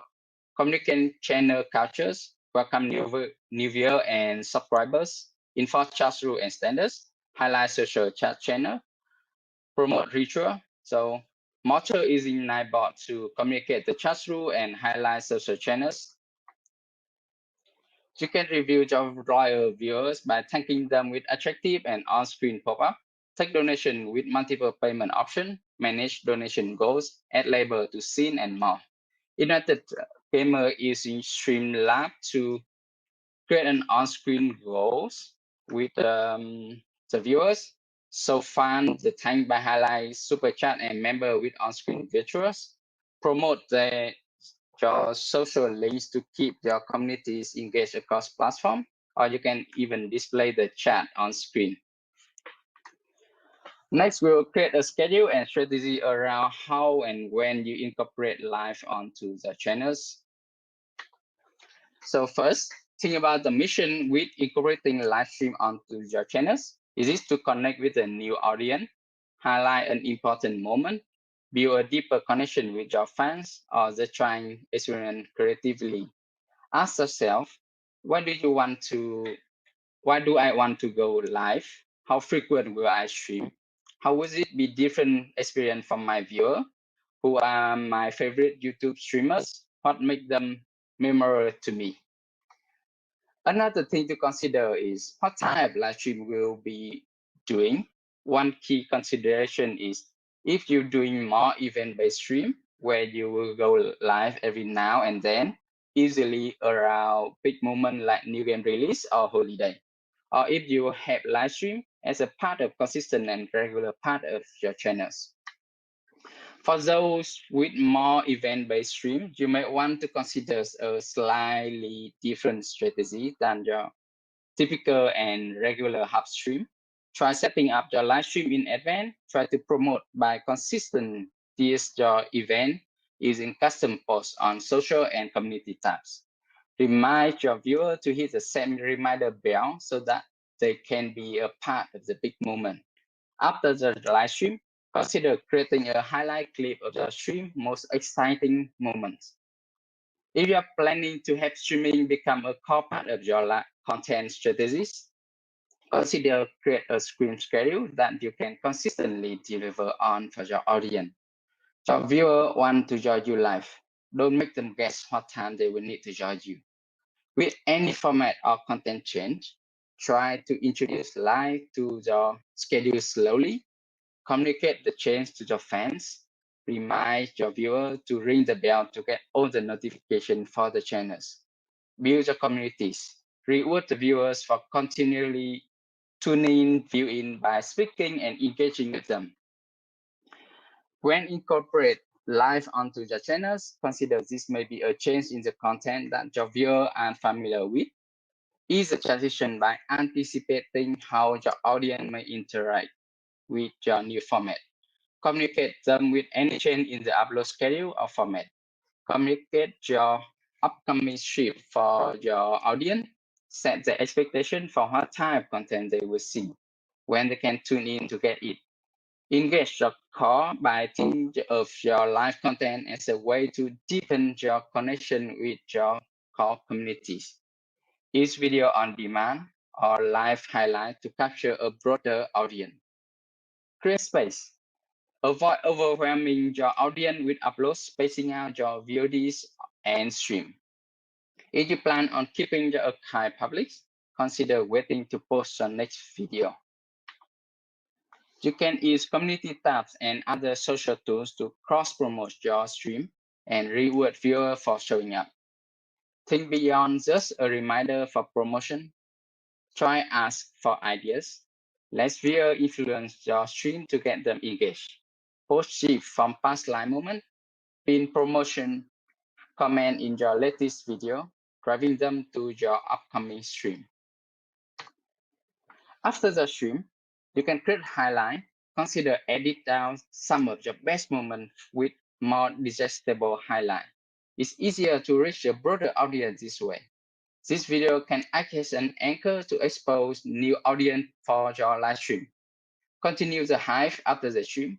Create a foremost and reward the viewer in attendance using recap, inside jokes, shout out on the community tabs or other social platform. Continue reference to the stream moment. Create incentive for viewer to be present while you are live. Make your archive live stream easy to find for your core fans or viewer who missed the stream, those who just want to relive the moment. Create a playlist for each of your archive stream, categorize them by game titles or season, or in a way that makes the most sense of your audience. Place the playlist on the channel's homepage, promote them with in a highlight clip from each of the stream. Monetize your live stream through ads and alternative monetization. Link your merch from one of the supported retailers. Link your merch line on top of your live stream while streaming. Showcase your merch in the shelf below your VOD. If you have no merch, consider getting started on Teespring. It's very simple and quick with no minimum order necessary. Membership allow you to engage more closely with your fan while growing a new sustainable revenue stream through custom perks. You can offer multiple membership levels which all have different price. Keep in mind that if you have multiple levels, the perks will be on each other. Perks can exist in form of badges, emojis, and exclusive contents. If you're using membership, consider creating an announcement video with your perks outline to inform your fans about it. So you can have different membership perks. With badges, you can create up to 6 custom badges. Identify members with a visual appealing icon. Reward them, your long-standing members with a special badges. Emoji, select up to 50 custom emoji. Connect with the member via emoji and engage your audience to suggest a new emojis. They can also have an exclusive content by offering member early access to the videos, feature member names, create exclusive live stream chat group and community posts. Utilize special live features for the members. Give yourself the potential to increase earning, recognizing your biggest fan with Super Chat and Super Sticker. Super Chat lets viewer purchase brightly colors, pin chat messages, or stickers. Super Sticker allow viewers to buy cool animated sticker to connect with you during the live stream and premiere. We have seen creators to be tremendously successful with Super Chat, with some streams earning more than $400 per minute. This based on the Google data global in June 2019. So you may start wondering, why would my fans send Super Chat and Super Stickers? Because it is to standing out from the crowd. So you should thank those viewers with sound or on-screen graphic because they want to participate in the content. So integrate the conversation into the content and put them into the driver's seats. And they want to support what they love. So inform the viewer where the money is going and let them see the results firsthand. So let's review our videos for examples. Okay. So for East Furnace, she used an on-screen graphic and verbally call out to remind viewers that they can become new members.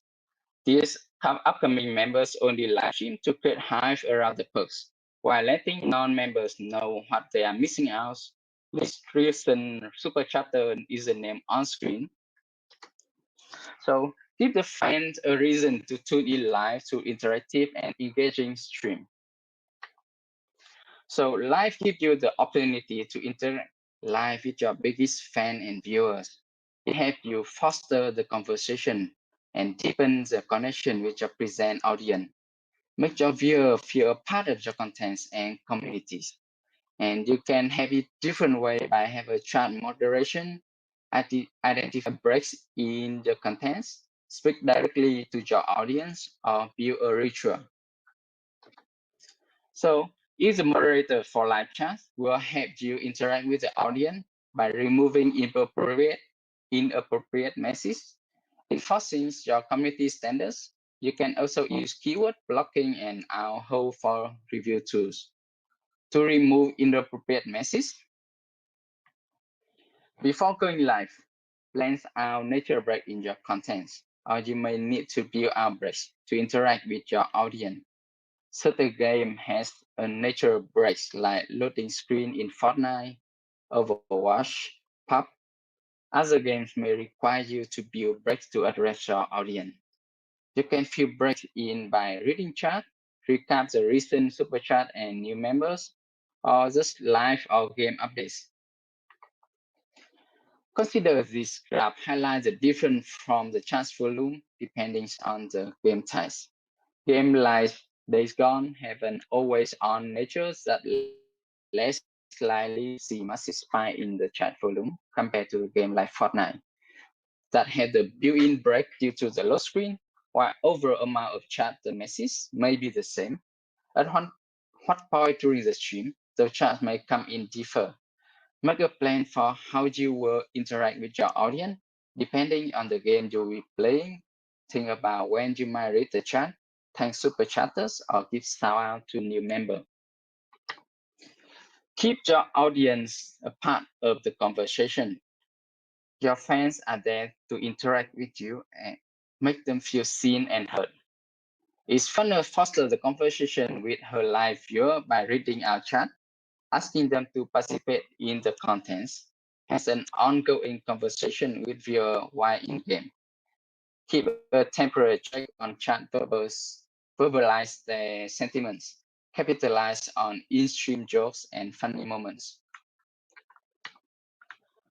So, back the tradition into your contents. This tradition will help you a unique cultures for the channels. Non-subscriber would want to be a part of it. And Dashing Games sing a song welcoming back viewers to the tune of the game intro music for his Mario Maker 2 stream. So, in the summary, have the setup ready, testing out your stream software and internet to ensure a smooth show when you finally go live. Use third-party tools to create an engaging on-screen and in-chat element. Have an upload strategy, create a schedule and stick to it. Communicate that upload schedule, highlight and hide your live stream. Foster conversation. Think about how your gameplay will affect when you interact with your fans. Highlight and thank super chatters and new members. Read and respond to chat. Your viewers are there to interact with you live. So, thank you for listening. Let me know if you have any question at the end. And up next is an exciting fight chat with Gloco and Moshel and moderated by Eric K.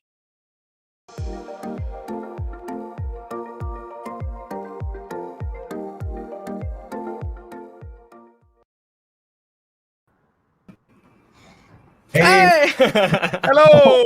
Hello, everyone! What's up, Elliot? Hi, Gloco. Hi, Elliot. Hello, everybody. I've been waiting for this. Hello, everyone. What up? Good day to everyone. Yes, so happy to have you two here today. Once again, my name is Enrique, Strategic Partner Manager for YouTube. But maybe Elliot and Gloco, could you introduce yourselves and tell us a little bit about yourself? Okay, I think I'll go first. So, yo, what's up, guys? My name is Gloco, and as you guys saw in the poster, I'm a grumpy, not too grumpy, but grumpy anime lover, angler, and video gamer. So, yeah, that's me. Thanks, Gloco. My name is Elliot, aka Muselk, which is probably one of the more awkward, hard to pronounce names on YouTube.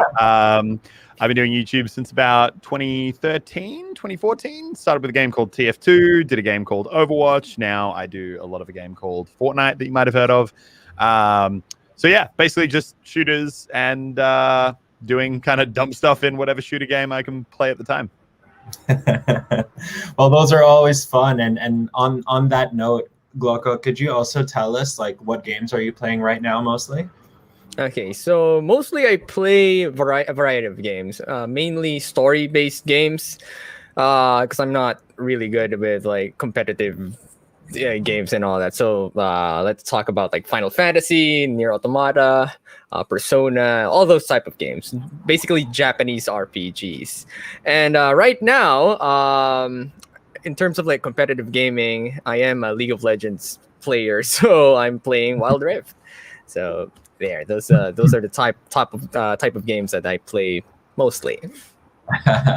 That's awesome. Well, when work and play can go hand in hand like that, that's really awesome. So a similar question, I just wanted to hear both of your thoughts on how you decide what types of games to play for your YouTube channel specifically.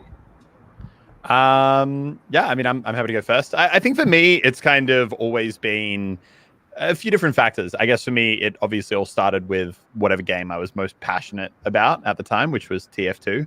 And I think it's always just got to start with something you actually enjoy playing. Because obviously if you try and create content, which is, showing your enjoyment with something on something you don't actually enjoy, it's probably not going to go well. But then I think from there for me, considering I've always been a channel that's like to really invest in one game and kind of build that out as much as I can. For me, like depth has always been super important and very much and the creativity that you can have within that depth. So for example, I always loved playing Counter-Strike, but I never made it my YouTube game because for me, the very structured nature of the game meant that it was kind of hard to get creative with versus something like, and even Overwatch after a while that became a struggle. But what I love about Fortnite so much is it is literally just so many possibilities, so many things you can do. The game's constantly changing, evolving, different items, different possibilities. And it's crazy that even though I feel like people are kind of running out of ideas now, after this many years of doing it, people have been putting out daily content for that long, and we're always able to bring something new where you'd see a video and you'd be like, oh my God, that's like such an awesome idea. I can't believe I didn't think of that. Yeah, well, first of all, I love Counter-Strike. I haven't played it in a while, but I totally understand your point about depth. And, the games you play on your own by yourself might be different than the games you play on YouTube. So Glocko, like for you, how do you decide what is the best game for your audience on your YouTube channel? So I totally agree with Muselk. I hope I pronounced that right. That was good. That was good. Yeah, awesome. Totally agree with the point that you just have to stick with a game or games that you truly enjoy, because you're just going to feel really bad when playing things that you are kind of forced to play. I've done that before, and I'm so happy I don't have to do that ever again. And if you just play around with games that you are really, really passionate about or you have a background in, it's just so easy to connect with your viewers more, especially with your target audience. In my case, though, when it comes to deciding on what kind of game I play or create content around on, it pretty much depends on my mood. I have a very classic way of making gaming content in YouTube. It's pretty much the cliche saying of just play whatever you want. That's it. So if there's a particular game right now that just came out that I really want to play, then I choose that over anything. Good. But let's say, for example, though, because the YouTube, environment right now when it comes to gaming is pretty competitive now. And there's just a lot of creators out there that you can just watch and pick. So it's really hard to try and keep up and try to stand out. So in a way, once you're done or you're happy with playing the games that you want, there's also the creator in me that tries to stay relevant in a way. So I try to go to what my audience wants and then see from there, which among the games here that my audience wants or the masses wants would be interesting for me as well. That won't be too harmful for my mental health when playing. And it would also be I have to be serious about that. It's really draining to play a game that you don't really want. So you have to really nitpick something that would be a win-win for both. So that's my strategy when it comes to gaming or content creation. Yeah, and it's a good strategy. And I would say for all the creators in attendance today, even if you're not necessarily a gamer, if you're someone who does other content as well, that exact idea, that exercise that Glocko was just mentioning, the basically finding that sweet spot between what you want to create and what your audience wants to see, that's important for everyone to do. And the more fun you can have going through that process of figuring that out, and the more engaging you can be with your audience throughout that process, the more invested the community will be in the videos that you upload. Definitely. So my next question for both of you as well is, what does a typical week look like for each of you in terms of your content creation? Do you have a routine that you follow, and how do you spend that time? Yeah, I'm happy to go first. I mean, for me, it's changed a lot over the years from back when I first started to do YouTube. to where I am right now. For example, back in the day, which I guess is one way to put it, back in the day, I definitely did not have even a slight semblance of work-life balance. I think I literally was, when I first stopped doing uni to start doing YouTube, pretty much was waking up at 9 a.m., recording for 6 or 7 hours. So finishing up at like 5, editing that content from about 5 till 10, making a thumbnail from 10 till midnight, rendering a video till 2 a.m., uploading it, posting it, and then waking up at 8 a.m. and repeating that 7 days a week for about 2 or 3 years. Don't encourage doing that. Not saying that that's what you should do. That's not best practices. I'm now lucky enough to have an editor and someone who helps me with thumbnails as well, which means that for me, it's mostly down to just the recording time. So I'll probably, I stream roughly like 12 to 15 hours a week because I'm live streaming on YouTube. And then sometimes I'll fit my recording sessions into that, or I'll do them separately. But these days, I'd say I have a lot more what would resemble a 9-to-5 kind of healthy job, which is good. I really commend you for that. I think especially for gamers, that line between personal time and work time can become super blurred. So of course you want to keep yourself happy. Of course you want to do what you're passionate about. But the more your channel grows and the more serious you become about your channel being a revenue stream for you, yeah, it's good to treat it like a job. It's good to give yourself parameters. And again, long-term sustainability and health is the most important thing to keeping a channel. So always put yourself and your health first, especially in these times. How about Gloco? Do you have anything to say about your typical work week or how you use your time? Okay, so my typical work week is kind of weird now that I've thought about how everything developed from day one till now. Because like my first years of gaming or YouTube creation was pretty chill. Like I was just doing it as a hobby, and I was just uploading and recording whenever I want. I was just so into it in a way, in a really fun way. I wasn't really paying attention to like numbers or hours and stuff like that. And then probably like once I hit like 100K subs, that's when I really tried to grind. Because like a lot of people were having some kind of expectations for me, so that's when YouTubing kind of started becoming a bit of a job. So my work schedule back then would be just waking up, pretty much like what Elliot said, like waking up and then recording and then editing and then researching right away and all that stuff. You were just so into like content creation. And then somewhere along the way, probably like a few years ago, that's when things kind of slowed down for me in a way. Like I just got really burnt out, and then I kind of found out that maybe YouTubing became I consider YouTubing to be too much of a job. So I kind of forgot about the passion of gaming and then enjoying story-based games. So that's what I'm trying to get back again in my channel. So I've kind of slowed down a bit, and I'm now going back into like the experimental stages of being a YouTuber, just having fun, making it that's like more of a hobby, and then just focusing on the games and content that is more fun for both me and the viewers. So right now, my typical work week is like I upload once every other day, so that I have more time to like focus on the things that I want, like fishing or connecting with my community and all that.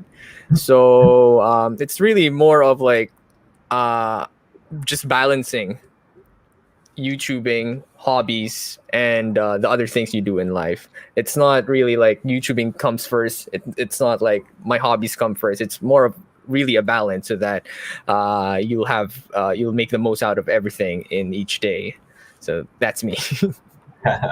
For sure, that's great. And I think right there what we have are two examples of how two different creators make it work for themselves, and to be honest, probably two different creators in different stages in their journeys. But I think what's really important for each and all of you in attendance to remember is that, you know, the definition of a stable work-life balance and the definition of a consistent upload schedule might change over time. You know, when you first start, you might be able to upload every day and you still have all the energy and creativity in the world. But if you do that for years and years and years, it's understandable to get tired. It's understandable to get burnt out, and it's okay to realize those things. So I think that it's a great idea to first understand yourself and understand what's the best way to work for you. And then second, always retain that passion and that fun, which Gloco is going through right now. And that's a really, really important tip for everyone. So thanks for saying that. My next question is now pivoting a bit more to live streaming specifically. So can each of you tell me a little bit about what equipment you use when you live stream, and also what you do to keep the live streaming engaging for your audience? All right, Gloco, you go first on this one. Okay, all right, awesome. So just recently, I when it comes to like equipment, just recently I upgraded my camera. I used to just use like a webcam, like a C920, and then I started seeing like, why is every new live streamer, why do they have really good cameras? What's wrong with my camera? And then I found out like everyone was like investing on mirrorless cameras and all that. So like I said, I'm a very classic type of live streamer. So I thought like a normal webcam would be fine, which is still fine, by the way, if you don't have the resources to invest on a mirrorless camera or a better camera. But when it comes to like gaming content or streaming, quality goes a long way.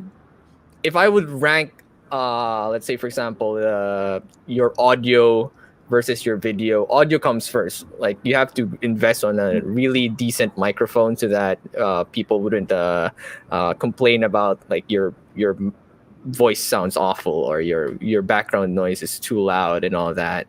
And then that's when after that, that's when you go for, let's say, for example, a camera, or maybe prioritize a PC first, a better PC first, so that you can stream the games that you want smoothly. Because again, the people are watching you for the quality of the game as well. So if they're seeing a laggy gameplay, they're not gonna enjoy it as much as you're enjoying it.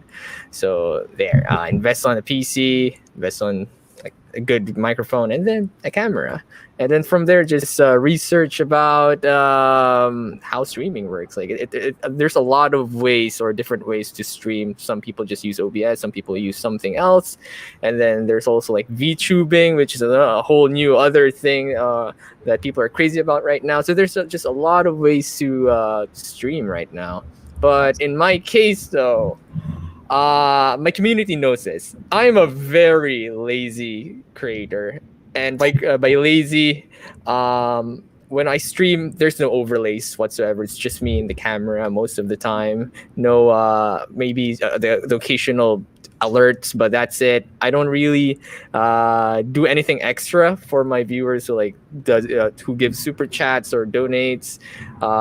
Because I just see live streaming as a way to unwind and grind. And I just want to keep things simple, and that's it. But I do have a lot of respect towards those creators or streamers who are super energetic all throughout their streams, who like streams 8-9 hours a day, and then whenever someone donates, like they do a dance, they do like some kind of awesome gimmick, and I can't imagine how they keep that energy up, because I stream for like 2 hours every time, and at that 2-hour mark, I'm so tired, I'm so drained. I don't know. That's why I'm very, very what do you call this? I'm amazed with those type of YouTubers and streamers. So I kind of want to learn from them how they keep that energy up, because at the end of the day, as a creator, I really want to engage more with my viewers in my own way. But yeah, energy efficiency is something I really want to tap into. So there. Yeah, and so just to summarize, yeah, like investing in really good equipment when possible, if possible, will make a big difference in how attentive your audience is throughout the live stream. Then, of course, figuring out your own style and figuring out how energetic to be at different times, how to engage them at different times, that's part of the discovery process as a creator as well. So, Elliot, what's it like for you? Yeah, I mean, I think the interesting thing with live streaming and pretty much all content is it really is down to the individual. I think, you can look at everything from hugely successful streamers like, like on like XQC, not that we're naming other platforms. But you can look at streamers like XQC who literally have nothing. They run it as the single most like scuffed, low quality thing you've ever seen, not to be too harsh, but then at the same time you see creators like Dr. Disrespect who run insanely high quality kind of setups and operations, and they obviously do incredibly well. So I think it really it really just fully depends on the individual and what kind of stream you personally want to run. But obviously, yeah, I think that there's huge variety in the ways you can do it. And it fully comes down to what your audience wants and what your brand is. Some people love that crazy energy on stream, and other people are kind of like, no, I'm here to like chill. I just want to relax. I want to watch someone play games in like a really like relaxed environment and just relax themselves. So I think you've kind of got to figure out what your audience is, what they personally are into, and really kind of and play to that. In terms of tech that I think is important for me personally, love my DSLR. I love having like a decent camera and decent lighting. But other than that, I'd say really just camera is for me personally the big one. But again, so many successful streamers and YouTubers who have the single most awful camera setups you've ever seen in your life. Like there is no like, this is what you need to do to succeed in terms of what tech. Great tech obviously is a great plus, and it's probably never going to go astray or lead you wrong, but it's also not the key to success is never going to be having a good camera. The key to success is always going to be understanding your audience, understanding what unique brand and what elements you bring, and then playing to those strengths. Yeah, that's a really great way to put it. And again, no matter what type of creator you are, understanding your audience and figuring out how to tap into their interests is your job. So the next question is shifting gears a little bit, but also on a similar track. I would love to know when you launched your channel memberships and what you two like offer at each of your levels for channel memberships. And again, just to re-summarize for all the viewers and for anybody that may have just tuned in, channel memberships is basically a tool that allows you to engage your Tip Top fans by giving them exclusive access to perks and or content in return for a monthly fee. And it can become a really great revenue source for a lot of creators, especially gamers. So yeah, please let us know, when did you start your memberships and what do you offer? Okay, I'll start with... Yeah, you go. Okay, no, sorry. No, all right. Oh, yeah. Okay, so I launched memberships a year ago during like the hype of VTubers. So yep, it's like back then I wasn't really streaming and YouTube that much because like everyone was going to other platforms, and because I think YouTube gaming was still in like its trial period. I'm not sure, but I think it was a year or 2 years ago. Kind of forgot, but I launched it along the hype of the VTubers because like the VTubers really brought in live viewers for YouTube, and I kind of wanted to like ride the hype in a way, because the VTubers, what they do is pretty much the style that I wanted to do. Just chill, just play whatever games they wanted. They weren't really like going with anything, or they weren't really going with anything trending. So I kind of want to get that kind of passion back in my channel and my community. So I started trying live streaming, and then I opened up membership so that I can connect more with the more dedicated people in my community. Shout out to the Glock community right there, who's almost... Oh, it's been a year now. Okay, the live, like my members out in the chat are saying it's been a year now since I've the membership. So okay, that was good. Okay, I'm correct. And okay, Yeah. next. I saw memberships as a chance to connect more to the members of my audience, and what I offer was pretty much things that I could probably use so that I can connect more with them, like Discord server access, occasional hangouts in Discord. Like, for example, I'm just playing Genshin Impact at 4 a.m. in the morning. I'll just hop into the Discord, and then there they are. They're still awake, and then we'll just talk for hours and hours about pretty much anything. And of course, classic emoji stickers and other gimmicks for stickers. And early access to videos. Sometimes I'm very sorry to the Glock community. Like sometimes I don't really upload early access anymore. But yeah, and of course, priority to public games. Like, for example, if I'm streaming a multiplayer game like Genshin Impact or League of Legends, of course, my members get priority when being invited to custom games. So there, that's my perks for my members. Thanks, Glocko. How about you, Elliot? Yeah, I mean, so for me, memberships on YouTube are super interesting because, I mean, unlike other platforms, I feel like YouTube doesn't have as much of a history of people kind of going there to really like spend on it, which is obviously totally fine. But it's also meant that kind of coming in and trying to really get memberships working and make that a big part of the channel, you're kind of you're having to break through a pretty like a pretty relatively significant barrier where you're trying to encourage people to actually engage in that way for the first time ever potentially on the platform. So I think for me, the big things, I started memberships, I think literally the day they were announced. I think the day that memberships got announced, I found a contact at YouTube who could help me kind of get access to them. And that is exactly what I did. Because I obviously recognize them as a really awesome potential way to kind of expand the channel, do more cool stuff, and just generally is a really awesome opportunity. But yeah, I would say since day one, my real focus has kind of been just those kind of extra unique potential opportunities that people can have to engage with you more. Because I think ultimately, if memberships really are kind of the super fan group that that you're trying to create, then obviously the best way that you can kind of give them something valuable is giving them those really cool, unique ways to interact. So for me personally, it's really been a lot of things like you were saying before, Glocko, kind of giving unique access to live streams and to the ability to kind of interact with you on your channel individually. Then also other areas like, for example, like Discord, like you were saying, or personally, if I'm doing like recording sessions on my during Fortnite when I'm running custom games, I'll kind of do them with members as a priority. So I'll spin up the members only Discord. We'll put out a note being like, all right, if you want to come in and join these custom game recordings. So it gives basically people the chance to talk with you more with members only chat on live stream and in Discord. Gives people the chance to play with you more when you're recording custom games, and just overall just like a higher level of interaction, I think is normally at least what I've found to be the best value I can really like offer people who really want to kind of be at that next level of channel engagement.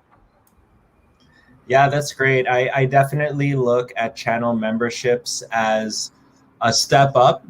And that step up requires with it, you know, another level of planning, another level of execution, and of course, more responsibilities.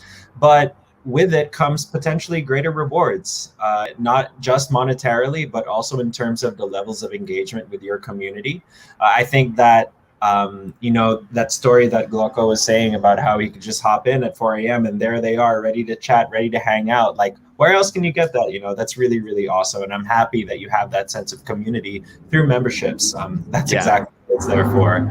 So now, thank you so much to all of the viewers who have been sending in questions live. I'm actually looking at them all right now. I wish I could answer all of them. I wish our creators could answer all of them, but we only have time for some. So again, these are straight from the audience. And the first question that they have for the creators are about thumbnails. So what is your recommendations for putting together a really awesome thumbnail? On my end, That's something I'm still trying to experiment with. Like my thumbnails are so inconsistent. I don't know what works. Sometimes the dumbest thumbnail, or even the most simplistic, even no thumbnail at all, like whatever YouTube recommends in the start, works better than like my overly edited thumbnails. So I just really don't know what appeals to them more. As much as possible, I don't want to clickbait too much. But then again, like if you have like a video that you think you're gonna be so proud of, sometimes I can't hold back, but like try to make like a clickbait thumbnail and a clickbait title. But I assure my viewers though that clickbait, it's gonna be worth it. It's not like literal clickbait that hey, I put something there and then it's not actually in the video. No, I don't do that. Maybe sometimes in April Fools I do, but not on like my regular content. So there, it's just again, I think Music already pointed this out a while ago. Like it really comes to the individual creator. Like it depends on your style. Sometimes you put up consistent thumbnails too much to the point like before a person can even see the title, they already know that this is an upload from this creator, or this is an upload from that creator, and all that. So sometimes thumbnails become some kind of identity towards a creator. But in my case, I'm still in the experimental stages. So Sounds good. How about you, Elliot? Yeah, I mean, I think thumbnails are an interesting one because it's this kind of crazy, constant evolving meta almost, where they're never like, there is no such thing as like what's going to be the right thumbnail today will not be the right thumbnail in a year or two from now. It just won't. Like things change so quickly, depending on everything from what game you're playing to what other creators are doing to what's just generally popular in the community right now.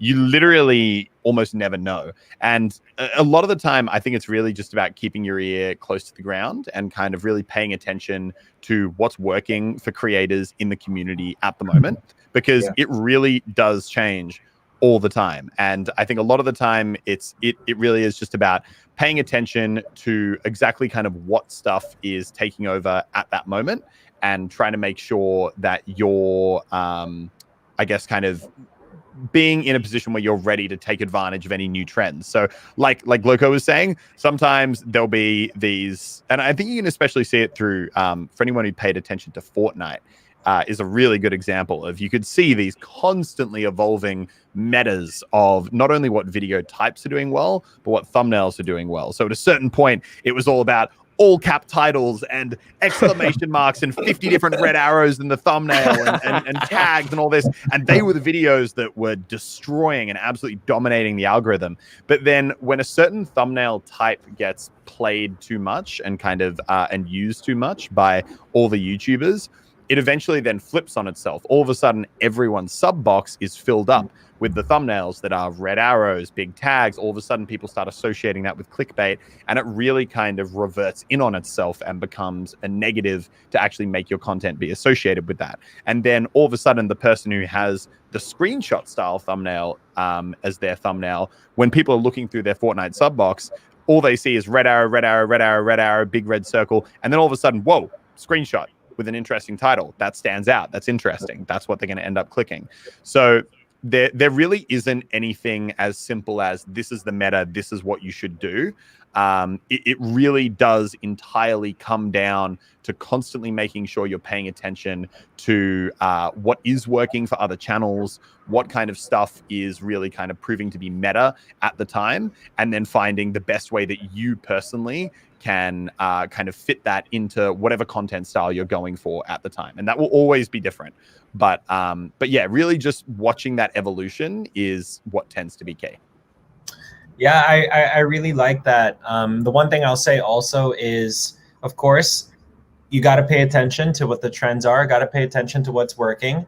But, you know, you can't predict the future. You don't know what exactly is going to work. So do your best. Now, what you can do, though, is go into your analytics and look at which of your videos get the most impressions and have the highest impressions click-through rate, which is literally data about which ones of your thumbnails got shown the most and which of your thumbnails got clicked the most. So if you keep your eyes and ears on the ground and you look at what's working out there for other creators, then you look at what's working for you and yourself, then you can find that right mix and figure out what is the thumbnail in this point in time that will give me the best chance to succeed.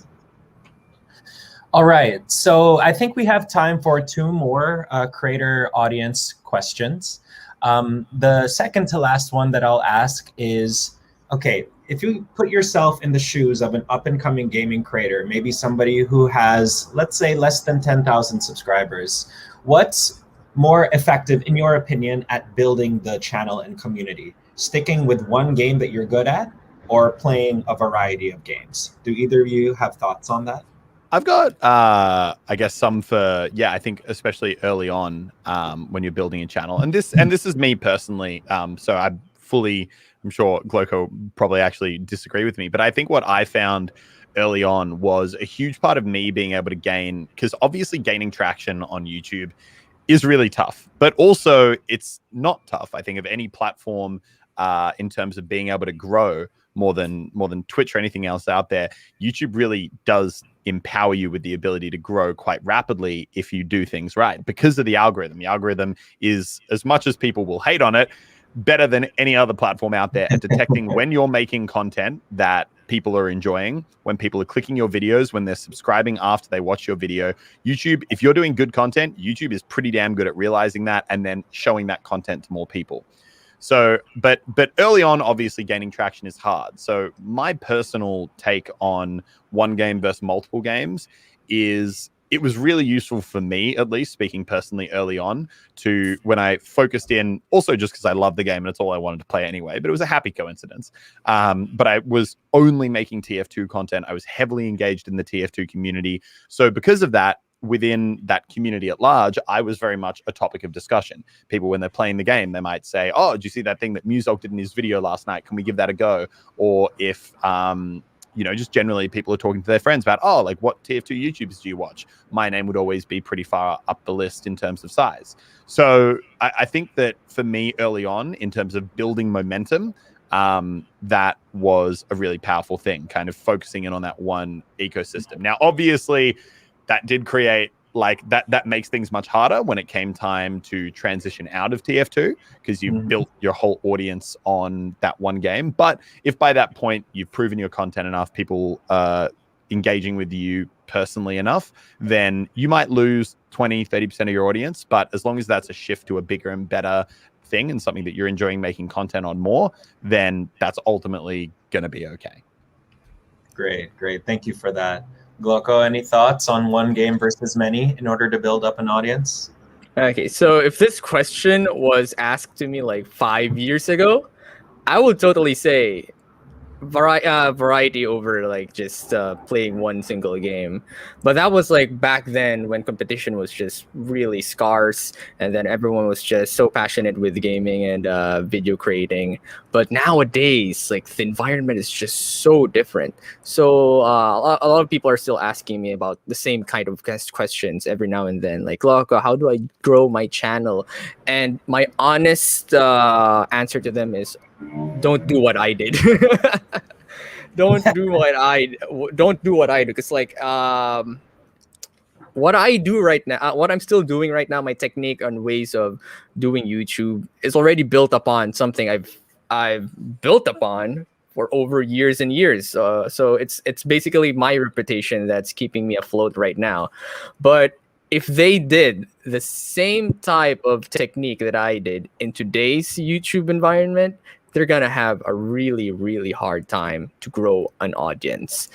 I mean, if your goal is to gain some traction, gain some momentum, I totally agree with Muselk that you find a niche and then focus on that niche. Let's say, for example, you found a really awesome game that you're really, really enjoying, and then you're really passionate about it, so you make content around that for probably a few months, a year, or up to how many, or up to how long you can keep that up until you gain a solid community that already trusts you and knows your style.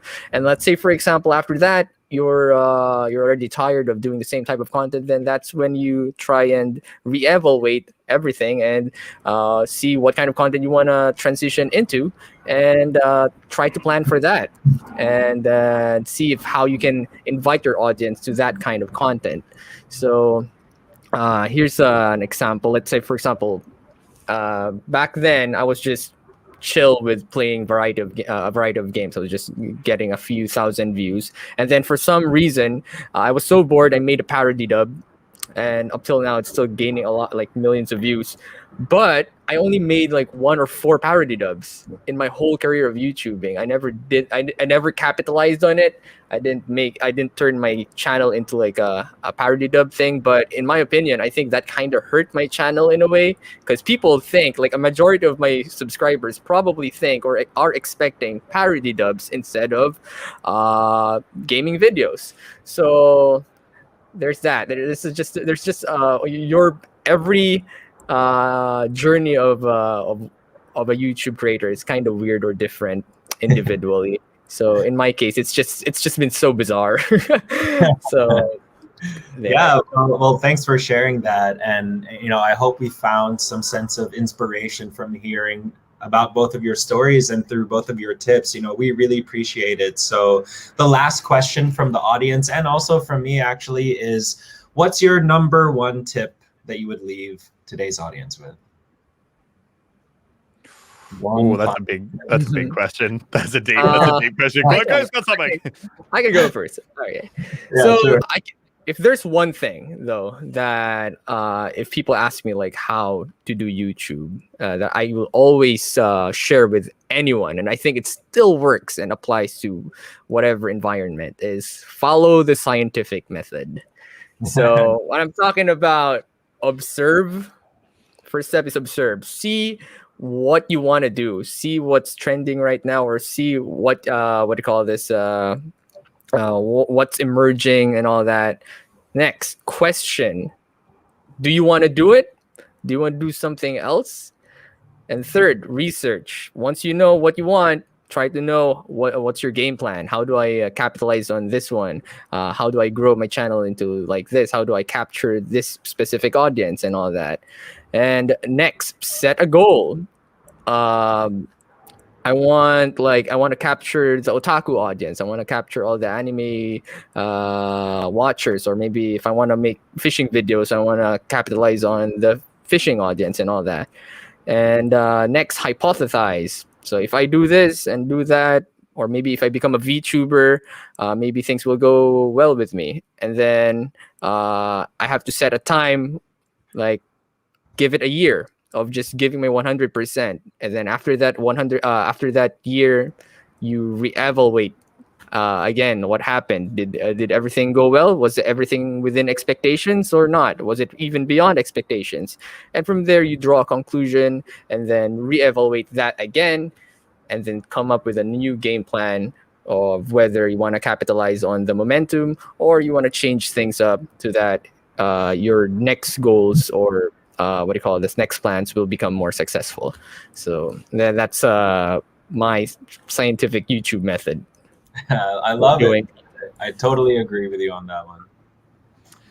I guess from mine, it would be, I think very much, it's kind of like twofold. Both pay attention to what other people are doing, but don't. In a technical sense, very much pay attention. Like what we're talking about before with thumbnails or just general, like the meta around what titles or video styles are working. I think that's all really good. But I think my biggest tip, and I don't even follow my own advice at the moment because I'm being very lazy, but my biggest tip, and I think what the hugest thing was when it came to me actually being able to grow early on as a channel and actually get traction, was not doing what anyone else is doing. I think these days, and I think it's so much even more true now than it ever has been before because of how competitive YouTube is. If you are trying to start a YouTube channel and you're looking at other successful channels like anyone, and you're like, okay, cool, I'm just going to do what they're doing and I'm going to make that my content. Even if that, like, it literally will almost never work because it's so much harder you're almost always just going to end up being a B grade or a C grade version of whatever that channel was doing. you very much need to forge your own niche and your own identity. And I think that really just comes down to video ideation. You look at almost any channel that grows, any channel that blows up, they're never doing the same thing everyone else is doing. Whenever a channel gets traction, it's because they've had an idea for a video or an idea for a series or an idea for something that is so entirely different. Like Mr. Beast, the videos he was doing, so out of the realm of what anyone else was even thinking about. And you can obviously see where that got traction. And I think you can really see that down on a smaller scale in pretty much every ecosystem, like every different game. There's always new, unique ways for you to stand out among the community. And you really want to try. I remember early on when when I was really trying to get that early traction, my goal with every video was for it to be the kind of thing that people would be playing the game with their friends later that day and be like, oh my God, did you see what Muselk did in that video today? Or, oh my God, have you ever seen anything like this? Or, oh, this idea was crazy. And it was everything from like, don't get me wrong, I don't think this is that unique anymore, but it was everything from like playing the game with my feet to doing some crazy unique trick or glitch, or just like very much either incredibly dumb, incredibly cool, or incredibly unique things that people hadn't seen before. My goal was always to have the videos be the kind of thing that people would link their friend and be like, have you seen this? And I don't think you're ever really going to achieve that by doing, say, like generic reaction videos. Will never get you. You can, when you're a big channel, afford to be a little bit lazier with what you do because you have that established audience. But I think early on, when it comes to growth, find how you can stand out from the crowd, find how you can be different, and then make sure you do that with as many videos as you can. Well, that was fantastic. Muselk, Gloko, thank you so much for joining us today. I wish we could hear a sound of applause from everyone that's attending. I'll do it. Thank you so much. Your insights and your tips are super, super valuable and super, super appreciated. So thank you again so much. All right. So to be eligible to receive YouTube branded goodies, ensure that you please complete the feedback form and at least one of the MCN's training programs forms. Also, please be sure to sign up and share feedback via the links in the descriptions below. So I know you've all been sending in your questions for the next Q&A with the YouTube team, so let's bring them in. Thanks, guys.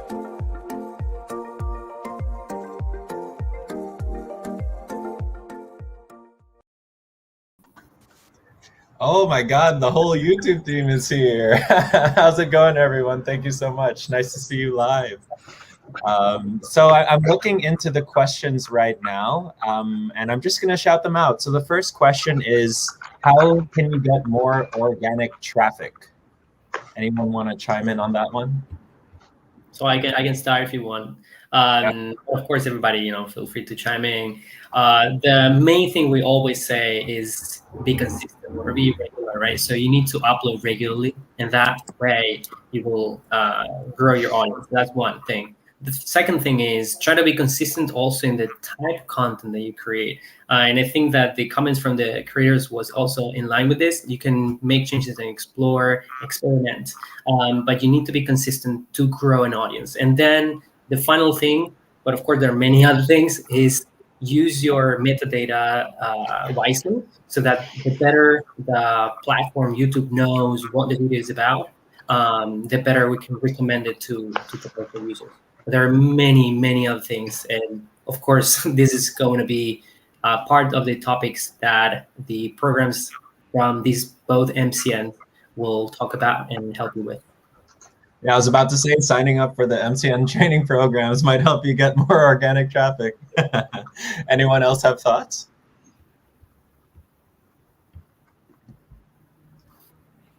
The one thing that I would say is, end of the day, we're in a content business, right? So I think if you really look at it, you want to play the full gamut of formats that you have: live, VOD. Plus, beyond VOD, we have a bunch of other interesting ways to engage, right? So take a look at that and see what that does for you. So yeah, I'll just add that on to what Pablo said. Yeah, that's great. That's great. Again, just sort of echoing what our two creators said earlier, understand your audience, understand your passions, find that middle ground, and that's the starting point. So That's all great. All right, the next question is about how watch hours get counted. So basically the question is, when you live stream for a certain amount of hours, does that get counted for your overall watch hours? And when the live stream becomes a VOD afterwards and people watch it, does that also get counted? Yeah, let me answer this question. So the amount of watch hour will be counted when you are live stream, as well as after you turn the video into turn the live stream into the VOD. So it's basically count for both the period where you live stream and after that.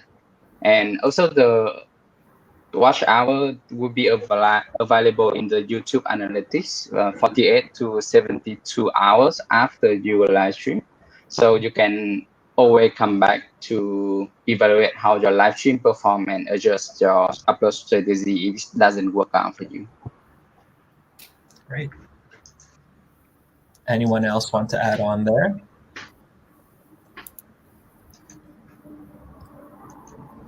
I would just say that in terms of the, how to count the hours on your live streams and whether or not that gets attributed to your watch hours, the answer is yes, it all gets attributed to it. And I would definitely suggest that you do a couple things as a creator. Number one, be active in your analytics and look at your watch time growth, not just in terms of the individual videos, but also in terms of your various series and for the channel as a whole. But also, I totally understand the urge and the desire to get as much watch time as possible and to, get 24 hours worth of live streaming on every day. But as Elliot and as Gloko said earlier, the life and the journey of a YouTube creator has bizarre turns. It has ups and downs. It has potentially burnouts, and it has difficult times. So, just know that you should follow what works for you, follow what works for your individual schedule, and follow what works for your passions. Sometimes more isn't always the answer. So listen to yourself and do what you can, but don't be afraid to pivot. Don't be afraid to try shorter videos. Don't be afraid to put together plans for your live streams so that it's not, an ongoing 8-hour live stream, but something more, I guess, put together or structured. And you can play around with that. And the good thing about YouTube is your channel is always going to be there. So you have the room to experiment. You have the room to see what works. And you also have the room to fail. It's okay to fail. It's great to learn from your failure. I think that's one thing that Gloko and I actually have talked about at length before when I was his partner manager. And so, don't be afraid to just experiment with the various lengths of your videos, be it a live stream or a video on demand. So just to add on a little bit, when you think about choosing between live and VOD, you may also want to consider the genre of the game you are playing. Some games, by its nature, can benefit from a more interactive live stream, such as MMORPG versus storytelling game like Roblox, Minecraft may benefit from more post-editing to make the storytelling compelling. So when you consider your choice of format, game genre can be another consideration too. Yeah, that's great. That's great. There's a similar question we have from the audience asking about, is it advisable to stream every day, even if you have fluctuating views? I would say go for it if you're still passionate about the game that you're streaming, and if you're passionate about the content that you're putting out there, then uploading a video every day can be great. But again, if you see over time that live streaming every day doesn't necessarily yield you the expected growth or the expected results that Gloko was mentioning in his scientific method, then maybe you adjust that cadence, maybe you adjust the frequency of the uploads. So go for it, but don't be afraid to reevaluate. Anyone have thoughts on streaming every day? No, I think the one thing is if you're streaming every day and you have low viewership, then you can take the chance, maybe in line with what you're saying, Enrique, to explore and experiment different things while you keep doing these live streams, if you are okay with that. I mean, don't do it if you're not passionate about it, right? But if you are, then take the opportunity to experiment and try new things, to explore and see what works best in each one of these live streams. Yeah, Absolutely. And I definitely think, back to Doreen's point, some games might lend themselves to longer and more frequent live streams than others. So if you're trying to build your channel based on live streaming as like that core content that you want everybody to know you about, then try to pick a game that suits that. So that game choice is super, super important as well. Okay. The next question is, how can I grow as a local YouTube streamer? So that's a broad question, but what I would say is the gaming community is really one of the strongest, most connected communities on YouTube, and leverage that. Leverage the local gaming community in terms of the audience and also in terms of the other creators that you may know. Speaking on behalf of Gloco, if I can, he lives with another gaming creator and they create content together all the time. If you have other friends that that also have gaming channels, it's really fun to play together. It's really fun to live stream together. And that sense of community that makes the gaming genre so strong on YouTube should also be a core part of your strategy as you grow as a local streamer. Now, in addition to that, one plug I would say I would also include is Google Trends. Google.com/trends is a public website that allows you to view the popularity of various search terms. And so it also allows you to view the popularity of search terms in different timeframes and in different regions or countries or even cities across the globe. So look at what's popular where you live, figure out if any of those games are exciting for you, and really learn about that community. Anyone have other tips on growing as a local YouTube streamer? I think besides observing the trend and also collaborating with other creators, if you decide to focus on a specific game or a few games, it may be worth paying attention to what kind of community program that the publishers are running. Most of the publishers have their own up-and-coming creator programs where they provide all kind of resources from in-game items, early access to help you create, support you to create content, as well as putting some promotion effort around it. So once you decide on the game title, checking out what the publisher is offering to the community is also another way to get more support. Yeah, absolutely. So at this point in time, I think our event is starting to come to a close, but does anyone here have any final remarks or any last words for the audience today? I wouldn't say anything else besides what you are probably going to say about the programs. Yeah, no, totally. I guess on behalf of YouTube, thank you so much to all of you for attending today. I want to give a huge shout out to Muselk and to Gloco for coming in and sharing their insights and tips. Huge shout out to Ben Pixels and Collab Asia for lending their time and effort and for also being a great partner. A huge shout out to all the various Google and YouTube employees who helped bring this to life. And thank you all for the community for showing up today. As I mentioned earlier, this is our first ever Philippines YouTube gaming event, and I really hope it's not the last. So with that said, please, everyone, take a look at the forms that are in the description. We really appreciate your feedback. Let us know what we did well. Let us know what can be improved. And in addition to filling in the feedback forms, don't forget, the first few people who are able to sign up for the MCN training programs and actually show up to the MCN training programs are going to get some free YouTube swag, some free YouTube goodies. So I wish you all the best in your journeys moving forward. Please know that we at YouTube are here to support you. The MCNs, Ben Pixels and Collab Asia are there to support you, and the gaming community at large is there to support you as well. So thank you so much. Happy Friday and have a great weekend, everyone. Thank you. Thank you, everyone. Thank you.